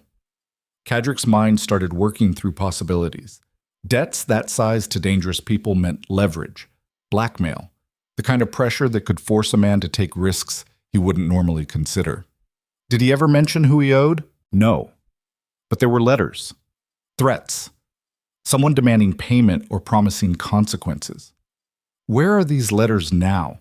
Probably destroyed in the fire. Everything in his study burned. Too convenient. Caedric paced to the window, mind assembling pieces that didn't quite fit yet. If someone held Ashcroft's debts, they owned him. Could force him to create scandals, stage confrontations, all while planning to eliminate him and frame me in one move. Why would they want you framed? Because I'm the obstacle to whatever they actually want. Remove me, create chaos in the Ashford holdings, and someone positioned correctly could seize assets while everyone's distracted by scandal and investigation. You think this is about business? Everything's about business eventually. Love, revenge, murder. They're all just different currencies in the same economy. That's a bleak worldview. That's reality. Seraphina moved to the other window, staring out at gardens that looked too perfect for the conversation happening inside. For a long moment, silence stretched between them. Then she spoke quietly. I found something in Edmund's papers before the fire. A contract. He'd agreed to create a public scandal involving me at the opera, specifically timed to coincide with something else. The contract didn't say what. When was this dated? 3 days ago, after you filed for separation, after our confrontation at Catherine's party. Yes. Caedric felt pieces clicking into place with sickening clarity. Ashcroft hadn't been killed for his debts. He'd been killed because he'd served his purpose, created the scandal at the opera, drawn Caedric into public confrontation, established motive and opportunity. Then he'd become a liability, someone who knew too much. So they eliminated him and used his death to complete the frame. It was elegant, ruthless, and exactly the kind of multi-layered strategy Caedric himself might have designed. I need to see that contract. It burned with everything else. Do you remember any details, names, terms? Just that Edmund agreed to create a public incident involving us at the opera in exchange for forgiveness of his gambling debts, and that the contract was witnessed by someone named Winters. The world tilted. Caedric turned slowly. Catherine Winters? I assume so. I didn't think much of it at the time because Catherine has her hands in everything society-related. But now it makes perfect sense. Caedric's hands curled into fists. Catherine hosted the party where Ashcroft's portrait was displayed. Catherine knew about the separation filing before anyone else. Catherine suggested I attend the opera. She set all of this up, not alone. She's the social architect, but someone else is funding it. Someone who benefits from my destruction. Who? Caedric's mind raced through possibilities, discarding options until only one remained. Someone with resources. Someone who knew his business intimately. Someone who'd been positioned to seize assets the moment Caedric was removed. Marcus. The name came out hollow, disbelieving. But once spoken, the logic became inescapable. Marcus had access to everything, knew all of Caedric's strategies, had been present for every conversation, and had encouraged him to attend the opera despite obvious risks. No. Seraphina shook her head. Marcus is your closest friend, which makes him the perfect traitor. No one would suspect. No one would question his access or his advice. You're wrong. You have to be wrong. But even as she said it, doubt crept into her expression. Because she'd known Marcus almost as long as Caedric had. Knew he was capable, brilliant, and ambitious in ways he'd always carefully concealed beneath loyalty. Caedric moved toward the door. I need to verify this before what? You accuse your oldest friend of orchestrating murder? Destroy another relationship based on suspicion? The accusation stopped him. She was right. He'd spent 6 years destroying their marriage through systematic suspicion and control. Now he was preparing to do the same with the one friendship that had survived everything else. But the alternative was ignoring evidence that fit too perfectly to be coincidence. Then help me prove it wrong. Come with me to Catherine's estate. Ask her directly who contracted with Ashcroft. If it wasn't Marcus, we'll know I'm chasing shadows. And if it was, then we both learn that trust is a luxury neither of us could afford. Catherine Winters received them in her drawing room with the serene confidence of someone who'd been expecting this visit. She wore emerald silk and a smile that didn't reach her eyes. Duke Ashford, Lady Seraphina. What a surprise. No, it isn't. Caedric remained standing while Seraphina settled on the edge of a chair, You've been orchestrating this entire situation from the beginning. Catherine's eyebrows rose. That's quite an accusation. It's quite a scheme. The portrait display. The opera threats. Ashcroft's murder. All timed and positioned to destroy me while appearing coincidental. You give me far too much credit. I'm simply a woman who enjoys hosting parties and observing human nature. You're a woman who brokers information and influences outcomes for profit. Seraphina's voice cut through the pleasantries. I found Edmund's contract, the one you witnessed, the one that proves you paid him to create scandal. Catherine's expression didn't change, but something shifted in her eyes. Calculation replacing amusement. Even if such a contract existed, it burned with everything else in Lord Ashcroft's estate. You have no proof. I remember the terms. Caedric stepped closer. And I can testify that you specifically encouraged me to attend the opera despite obvious risks. That's conspiracy regardless of who actually started the fire. Conspiracy requires intent to harm. I simply facilitated social interactions. You facilitated murder. Did I? Catherine stood, moving to the window with practiced grace. Or did I simply remove obstacles that were preventing necessary changes? Lord Ashcroft was drowning in debt and destroying Lady Seraphina's reputation through his desperate schemes. You were systematically undermining your own marriage through emotional negligence. I merely accelerated processes that were already in motion. By killing someone. By hiring someone to eliminate a problem that had become unsolvable through conventional means. Catherine turned to face them. Edmund Ashcroft was going to drag everyone down with him. His creditors were becoming violent. He'd started making threats. Something had to be done. So you had him murdered and framed me for it. I created an opportunity for resolution. What happened with that opportunity was never entirely under my control. Caedric's jaw tightened. Who paid you? Who benefits from my destruction enough to fund this entire operation? Catherine smiled. Now we reach the interesting question, because you're assuming this is about you, that you're the target instead of simply collateral damage in a much larger transaction. What transaction? The kind that reshapes power structures when old orders refuse to adapt. Catherine's voice dropped. You've held resources and influence for years, Duke Ashford. Resources that could be better utilized by people with more progressive visions. Your removal simply makes room for necessary evolution. You're talking about a coup. I'm talking about natural selection. The strong survive. The rigid break. You chose rigidity. By loving my wife. By treating love like weakness instead of recognizing it as the only real power that endures beyond force and fear. The accusation landed harder than intended. Caedric felt it settle in his chest like broken glass because it was true. He'd spent 40 years treating emotion as liability. Now emotion was the only thing that might save him. Tell me who you're working with. Catherine studied him for a long moment. Then, surprisingly, she laughed.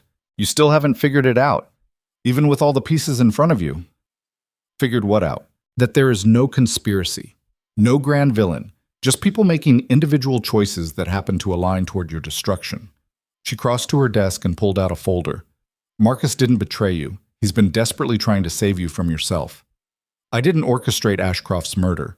I simply knew it was inevitable and positioned events to ensure the aftermath served useful purposes. Then who killed him? Catherine opened the folder revealing documents Caedric recognized. Financial records, debt notices, and a single letter in handwriting he knew too well. Edmund Ashcroft killed himself, set the fire, arranged to die in it, because his debts had become so catastrophic that his creditors were threatening everyone he cared about, including Lady Seraphina. The world stopped. Seraphina made a small sound of denial. Catherine continued with clinical precision. He wrote this letter 3 days before he died. Explained everything. How he'd planned to use the scandal at the opera to force you into marriage, Lady Seraphina. How he'd hoped your dowry and connections would satisfy his creditors. When that failed, when you rejected him publicly, he realized there was no escape. So he staged his own murder and framed you in the process. Yes. Catherine handed Caedric the letter. Revenge for stealing his last hope. He genuinely believed you'd destroyed his chances at survival. Caedric read the letter slowly, seeing Ashcroft's desperation laid out in neat script. The man had been cornered, destroyed, and in his final act he'd chosen to take Caedric down with him, Why didn't you tell the constables? Because this letter is worth considerably more as leverage than as evidence. Catherine smiled without warmth.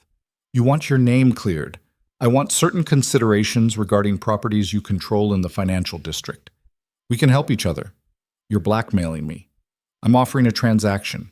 You provide access to resources I need. I provide proof that exonerates you completely. Everyone benefits, except justice. Justice is a pretty fiction people tell themselves to feel better about outcomes determined by power and positioning.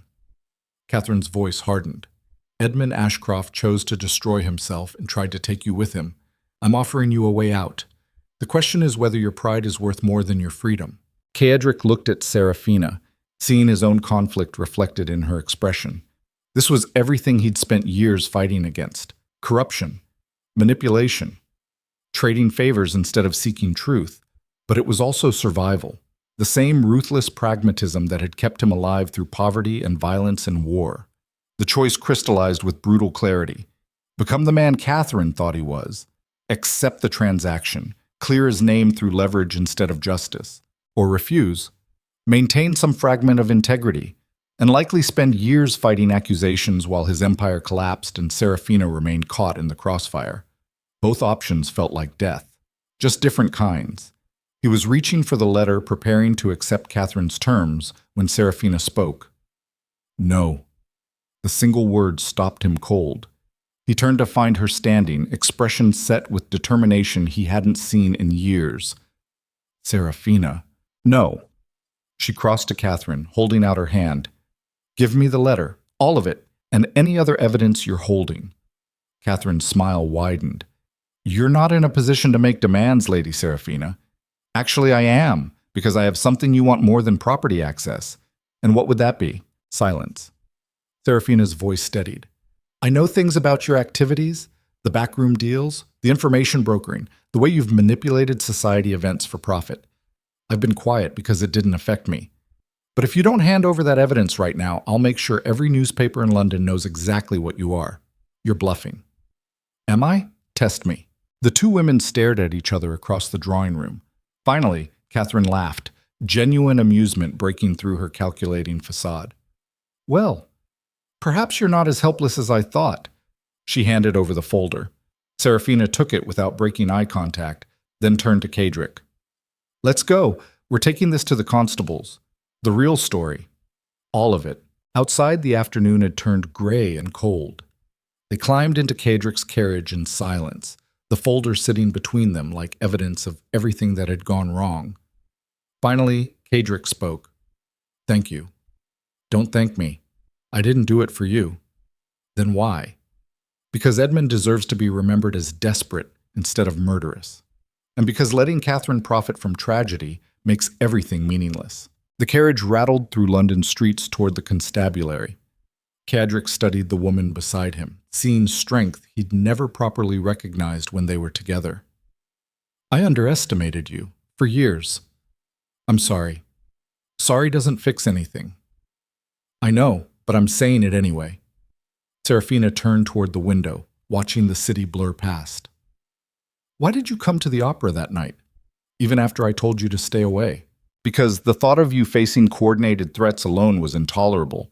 And before you accused me of being controlling, it wasn't about possession. It was about the fact that I'd already failed you so completely that letting you face more harm without at least trying to help felt like cowardice.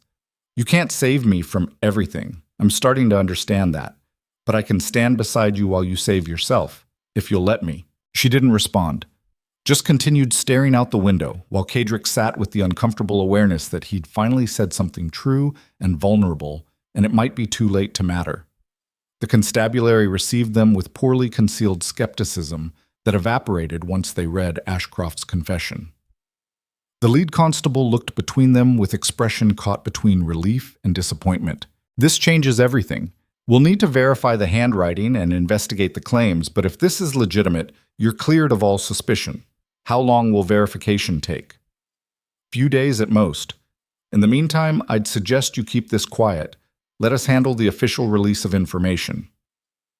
They left with the strange sensation of carrying truth that would take days to be recognized. Outside, Evening was falling over London in shades of gray that matched Caedric's mood. Seraphina paused before climbing into her own carriage. What will you do now? Wait for the investigation to conclude. Try to rebuild what I can of my reputation. I meant with us.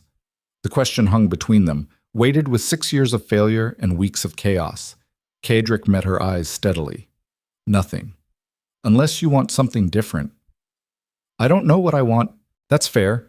You've been making decisions based on what men wanted for too long. Take time to figure out what you actually need. And if I decide I need to be away from you permanently? The question hurt more than he expected, but Caedric forced himself to answer honestly. Then I'll accept it. Because the only thing worse than losing you would be keeping you trapped in something that destroys you slowly. Seraphina's eyes widened slightly. That's the first truly selfless thing you've ever said to me. Then I'm learning. Slowly. Probably too late. But learning. She climbed into her carriage without another word. Caedric watched it disappear into London traffic, carrying with it the woman he'd loved poorly and lost completely. The next 3 days passed in strange suspension. Official investigation confirmed Ashcroft's handwriting and verified his debts.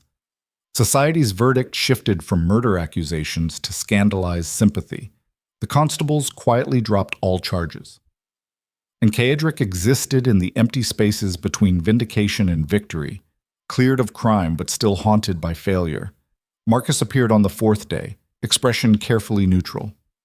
Heard you thought I'd betrayed you. Briefly. Just briefly? I was wrong. I'm sorry. Marcus settled into a chair, studying him with the frank assessment of someone who'd known him too long to be fooled by facades. You look different. Tired. Maybe a little broken. Feels accurate. Catherine told me what Seraphina did. Standing up to her, demanding the evidence. That took real courage. Yes. Do you love her? The question should have been invasive, inappropriate. But they'd known each other 20 years and pretense had died somewhere in the wreckage of recent weeks. Yes. More than anything, more than I understood until losing her forced me to see clearly. Have you told her that? Words don't matter much when actions have proven the opposite for 6 years. Maybe. Marcus leaned forward. Or maybe words are all you have left and refusing to use them is just another form of cowardice. The accusation landed hard. Caedric turned toward the window where London sprawled gray and endless below. She asked for space, time to figure out what she wants without men dictating her choices. So give her space, but make sure she knows the truth first. That you love her, that you failed her, that you'd spend the rest of your life trying to do better if she gave you the chance. And if she still chooses to leave, then at least you'll know you were finally honest, that you stopped hiding behind strategy and control long enough to be human. The words settled over the room like a challenge. Marcus stood, moving toward the door. For what it's worth, I think you still have a chance. Small. Probably damaged beyond easy repair. But a chance. Then he was gone, leaving Caedric alone with the truth he'd been avoiding and the growing awareness that fear of vulnerability had cost him more than any actual betrayal ever could. He wrote the letter that night. Not strategic or calculated, just honest. Every word stripped of pretense until all that remained was truth too raw to be comfortable. Seraphina. I don't expect forgiveness. Don't deserve another chance. But you should know the truth without filters or strategy or any of the careful control I've used to protect myself from feeling anything real. I love you. Have loved you since before I was smart enough to recognize what that meant. And I destroyed us through systematic fear that needing you made me weak. My father taught me that lesson with fists and fire, that love was vulnerability and vulnerability was death. I spent 40 years proving him right, building walls so high nothing could reach me. And when you tried anyway, when you offered me something real and honest and good, I treated it like another negotiation instead of the gift it was. You were right about everything. I kept you like a possession, never saw you as a person. Chose control over connection every single time. And I'm sorry. Not because sorry fixes anything, but because you deserve to hear it from someone who finally understands what was lost. If you choose to rebuild your life without me, I'll understand. You deserve better than what I gave you, better than what I am. But if there's any part of you that thinks we might try again, I'm here. Not as the Duke who needs a perfect Duchess, just as a broken man who finally learned that power means nothing if the people you love are afraid to come home. Whatever you decide, thank you for 6 years of patience I never earned, and for finally being brave enough to leave when I refused to change. You saved yourself. That's more than I ever did. Caedric. He sealed it before doubt could intervene, then gave it to Thomas with instructions that left no room for deviation. Deliver this personally. Make sure she reads it alone. Then come back. Don't wait for a response. Thomas took the letter with unusual care. And if she wants to reply, tell her I'll be here, waiting, for as long as it takes. The old steward nodded and left, taking with him the last honest thing Caedric had to offer. The hours that followed stretched endlessly. Caedric tried working, tried reading, tried anything except thinking about Seraphina, reading his confession and deciding his fate. Evening fell, then night. Thomas returned near midnight, alone, expression unreadable. Well? She read it. Didn't say anything. Just folded it and put it in her pocket. That's all? That's all. Caedric nodded slowly, absorbing the non-response that felt like rejection anyway. She had his truth now. What she did with it was beyond his control. That realization should have been terrifying. Instead, it felt almost peaceful, like finally accepting that some outcomes couldn't be forced or manipulated into existence. Either she'd choose him freely or she wouldn't. And for the first time in his life, Caedric understood that forced loyalty was worthless compared to freely given trust. Sleep came surprisingly easily. He woke near dawn feeling lighter than he had in weeks. Not because anything had changed, because he'd finally stopped trying to control outcomes he had no right to manage. Thomas appeared with tea and a carefully neutral expression. "You're gray. Lady Seraphina is here." Caedric's heart stopped.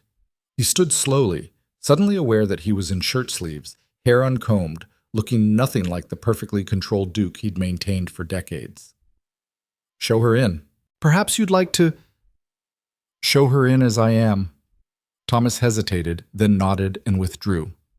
Moments later, Seraphina appeared in the doorway.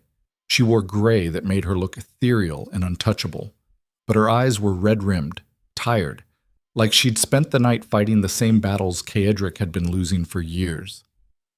They stared at each other across the study. Finally, Seraphina spoke. "Your letter was devastating. I meant every word." "I know. That's what made it devastating." She crossed to the window where he'd spent too many hours lately. "I've been angry at you for 6 years, blamed you for every moment I felt invisible, every time you chose work over me, strategy over honesty. You had every right." "I did. But your letter made me realize I was doing the same thing, choosing anger over vulnerability, building my own walls to match yours." She turned to face him. "We destroyed each other by refusing to be honest about what we needed. I needed you. I was just too afraid to admit it, and I needed you to fight for us instead of treating our marriage like another contract to be managed." The admission hung between them. Caedric took a careful step forward. "I can't undo 6 years of systematic failure, can't erase the damage or pretend it didn't happen. But if you're willing to try again, I'll spend every remaining day proving that I've finally learned the difference between love and possession. How do I know you won't slip back? That the moment things get comfortable, you won't retreat into control and emotional distance? You don't." The honesty cost him, but he forced it out anyway. "I've spent 4 decades becoming someone who treats vulnerability like weakness. Changing that permanently will take time. I'll probably fail sometimes, revert to old patterns when I'm scared or tired. That's not reassuring, but I'll keep trying, every single day. And when I fail, I'll acknowledge it instead of pretending I'm perfect. She deserves honesty even when it's uncomfortable." Seraphina's expression flickered, uncertainty replacing anger. "I don't know if I can trust you again. I understand. I don't know if love is enough to rebuild what we destroyed. It's not." Caedric crossed to stand before her, close enough to see silver threading through the gray of her eyes. "Love is just the starting point, the foundation. Everything else requires work and patience, and the willingness to keep choosing each other even when it's difficult. You sound different. I am different. We're trying to be." He smiled without humor. "Turns out facing your worst fears and losing everything that matters forces growth. whether you want it or not. For a long moment, Seraphina studied his face, searching for deception or strategy or any of the careful manipulation she'd learned to recognize. Finally, she spoke. I'm not moving back in. Not immediately. I need time to remember who I am outside of being your Duchess. I understand, but I'm willing to try. Slowly. Carefully. With the understanding that if you slip back into treating me like a possession, I'll leave permanently. Fair. And you have to actually talk to me. Not strategy meetings, not reports on the estate. Real conversations about what you're thinking and feeling, even when it's uncomfortable. Yes. She took a breath. And you have to let me have my own life, my own interests, my own friends. I won't be isolated again. Agreed. Anything else? Stop looking at me like I'm about to disappear. Caedric's expression softened. That might take longer, because the thought of losing you again is genuinely terrifying. Good. Her lips quirked slightly. Fear means you're finally being honest about what matters. She moved toward the door, then paused. We're meeting for dinner tomorrow evening, somewhere public, neutral territory. And you're going to tell me about your childhood, the real story, not the sanitized version you show society. That's not a pleasant conversation. I don't want pleasant, I want honest. Then you'll have it. Seraphina studied him for a long moment, then nodded and left. The room felt larger without her, emptier, but also somehow hopeful in ways Caedric hadn't experienced in years. Thomas appeared moments later, expression caught between relief and concern. So we're trying again, slowly, with honesty instead of strategy. That's good, Your Grace. It's terrifying, Caedric returned to the window, but less terrifying than the alternative. Which is? Spending the rest of my life alone with power that doesn't matter, and success that feels hollow because the only person who made it meaningful chose to leave. The old steward smiled. Then perhaps you're finally learning what your father never understood. What's that? That strength isn't refusing to need people. It's having the courage to need them anyway, despite the risk. The words settled over the study like truth, too important to ignore. Outside, London was waking to another gray morning. Inside, Caedric Ashford stood at the window and felt something shift. Not dramatic, not violent, just the quiet recognition that survival and living were not the same thing. He'd spent 42 years surviving, building walls, choosing control over connection because fear felt safer than vulnerability. Now he was learning to live, to risk, to need someone with full awareness that needing gave them power to hurt him. And for the first time in his life, that risk felt worth taking. The dinner happened as planned, then another, then walks through Hyde Park, where they talked about things that mattered instead of maintaining careful distance. Slowly, carefully, they began building something that looked less like their failed first attempt and more like what marriage could be when both people chose honesty over self-protection. It wasn't easy. Some nights Caedric reverted to old patterns, treating conversations like negotiations instead of actual connection. Seraphina called him on it every time, refusing to let him hide behind strategy when vulnerability was required. And gradually, painfully, he learned to stop performing the role of untouchable duke and start being a man capable of admitting failure and fear and need. 3 months after Ashcroft's death, Seraphina moved back to the estate, not to their old chambers where too many ghosts lived, to new rooms they furnished together, spaces that belonged to both of them instead of just Caedric's carefully controlled empire. 6 months later, Marcus found them in the garden, arguing about whether to attend some society function. The argument was loud, passionate, completely lacking the careful politeness that had characterized their first marriage. He watched for a moment, then smiled. You two fight more now than when you were separated, because we're actually talking instead of avoiding each other. Seraphina didn't look away from Caedric. Fighting means we both care enough to disagree honestly. I preferred the polite distance, Caedric muttered. No, you didn't, she poked his chest. You hated it. You just didn't know how to fix it. Still don't. But I'm learning. Marcus laughed. This is the strangest reconciliation I've ever witnessed. That's because it's not a reconciliation. Caedric pulled Seraphina close despite her half-hearted protest. It's a complete rebuild. Different foundation, better materials, Hopefully strong enough to survive the next disaster. There will be more disasters? With me involved? Guaranteed. Seraphina tilted her head up, expression softening despite the argument they'd been having. Then I suppose I should get used to it. You could still run. I'd understand. She kissed him, quick and decisive, and completely lacking the careful restraint that had characterized their first years together. Too late. I'm committed to this disaster now. Might as well see it through. And watching them, Marcus saw what he'd spent years hoping for. Not the perfect aristocratic marriage society expected, but something real and messy and honest. Two people who'd destroyed each other learning how to build something better from the ruins. Later that evening, after Marcus had left and the estate had settled into quiet, Caedric found Seraphina on the balcony overlooking the gardens. She stood where she'd stood 6 years ago when he'd asked her to marry him with promises of pragmatism instead of love. He joined her now, wrapping an arm around her waist. Regrets? About which part? All of it. Our first disaster of a marriage, the separation, everything that led us here. She leaned against him, warm and real, and finally choosing to stay. No regrets, because all of it taught us what not to do, who not to be, and maybe that was necessary before we could learn how to actually love each other. That's optimistic. That's honest. She turned in his arms. You were broken. I was waiting for you to fix yourself and getting angry when you didn't. We both needed to fall apart completely before we could build something better. And now we're still broken. Just honest about it. And willing to keep trying despite the fear. Caedric rested his forehead against hers, breathing in the scent of lavender and home.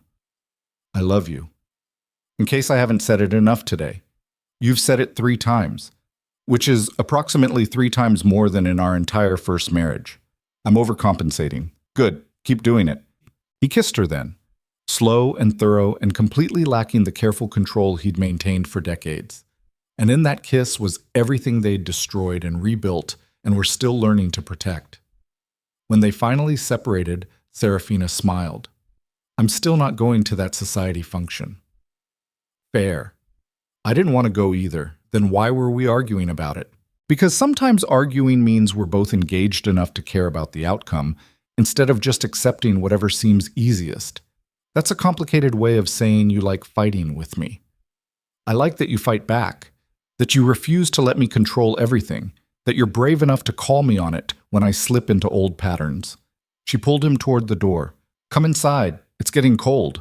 They walked through the estate together, past rooms that had witnessed too many failures and too much silence. But those ghosts felt quieter now, less haunting, because the future they were building together mattered more than the past they'd survived. In their chambers, Seraphina paused. Promise me something, anything. When I'm old and gray and you've forgotten why you loved me in the first place, remind me of this moment. When we chose each other despite every reason not to, when we decided broken and honest was better than perfect and hollow. Caedric pulled her close, feeling her heartbeat against his chest. I promise, though I doubt I'll ever forget. This is the moment I finally understood what my father never learned, that needing someone doesn't make you weak. It makes you human, and being human is the only thing worth protecting. She kissed him again, and in that kiss was forgiveness and hope, and the terrible, beautiful courage required to choose love over self-protection. Outside, London continued its relentless rhythm. Inside, 2 people who'd destroyed each other learned that sometimes the only way forward was through complete destruction, that some things had to break before they could be rebuilt stronger, and that love wasn't possession or control or careful emotional management. Love was choosing someone every single day, even when it was difficult, even when fear whispered that vulnerability was weakness, even when old patterns beckoned with the promise of safety through distance. Love was standing in the ruins of what failed and deciding to build something better anyway. That night, as Caedric held Seraphina and listened to her breathing settle into sleep, he finally understood what he'd been searching for his entire life. Not power, not control, not the untouchable authority he'd built through decades of systematic emotional repression. Just this. The simple, profound terror and beauty of needing someone with full awareness that they could destroy you. And choosing to need them anyway, because that was the only real strength that endured beyond force and fear. the courage to be broken, and the wisdom to let someone help you heal.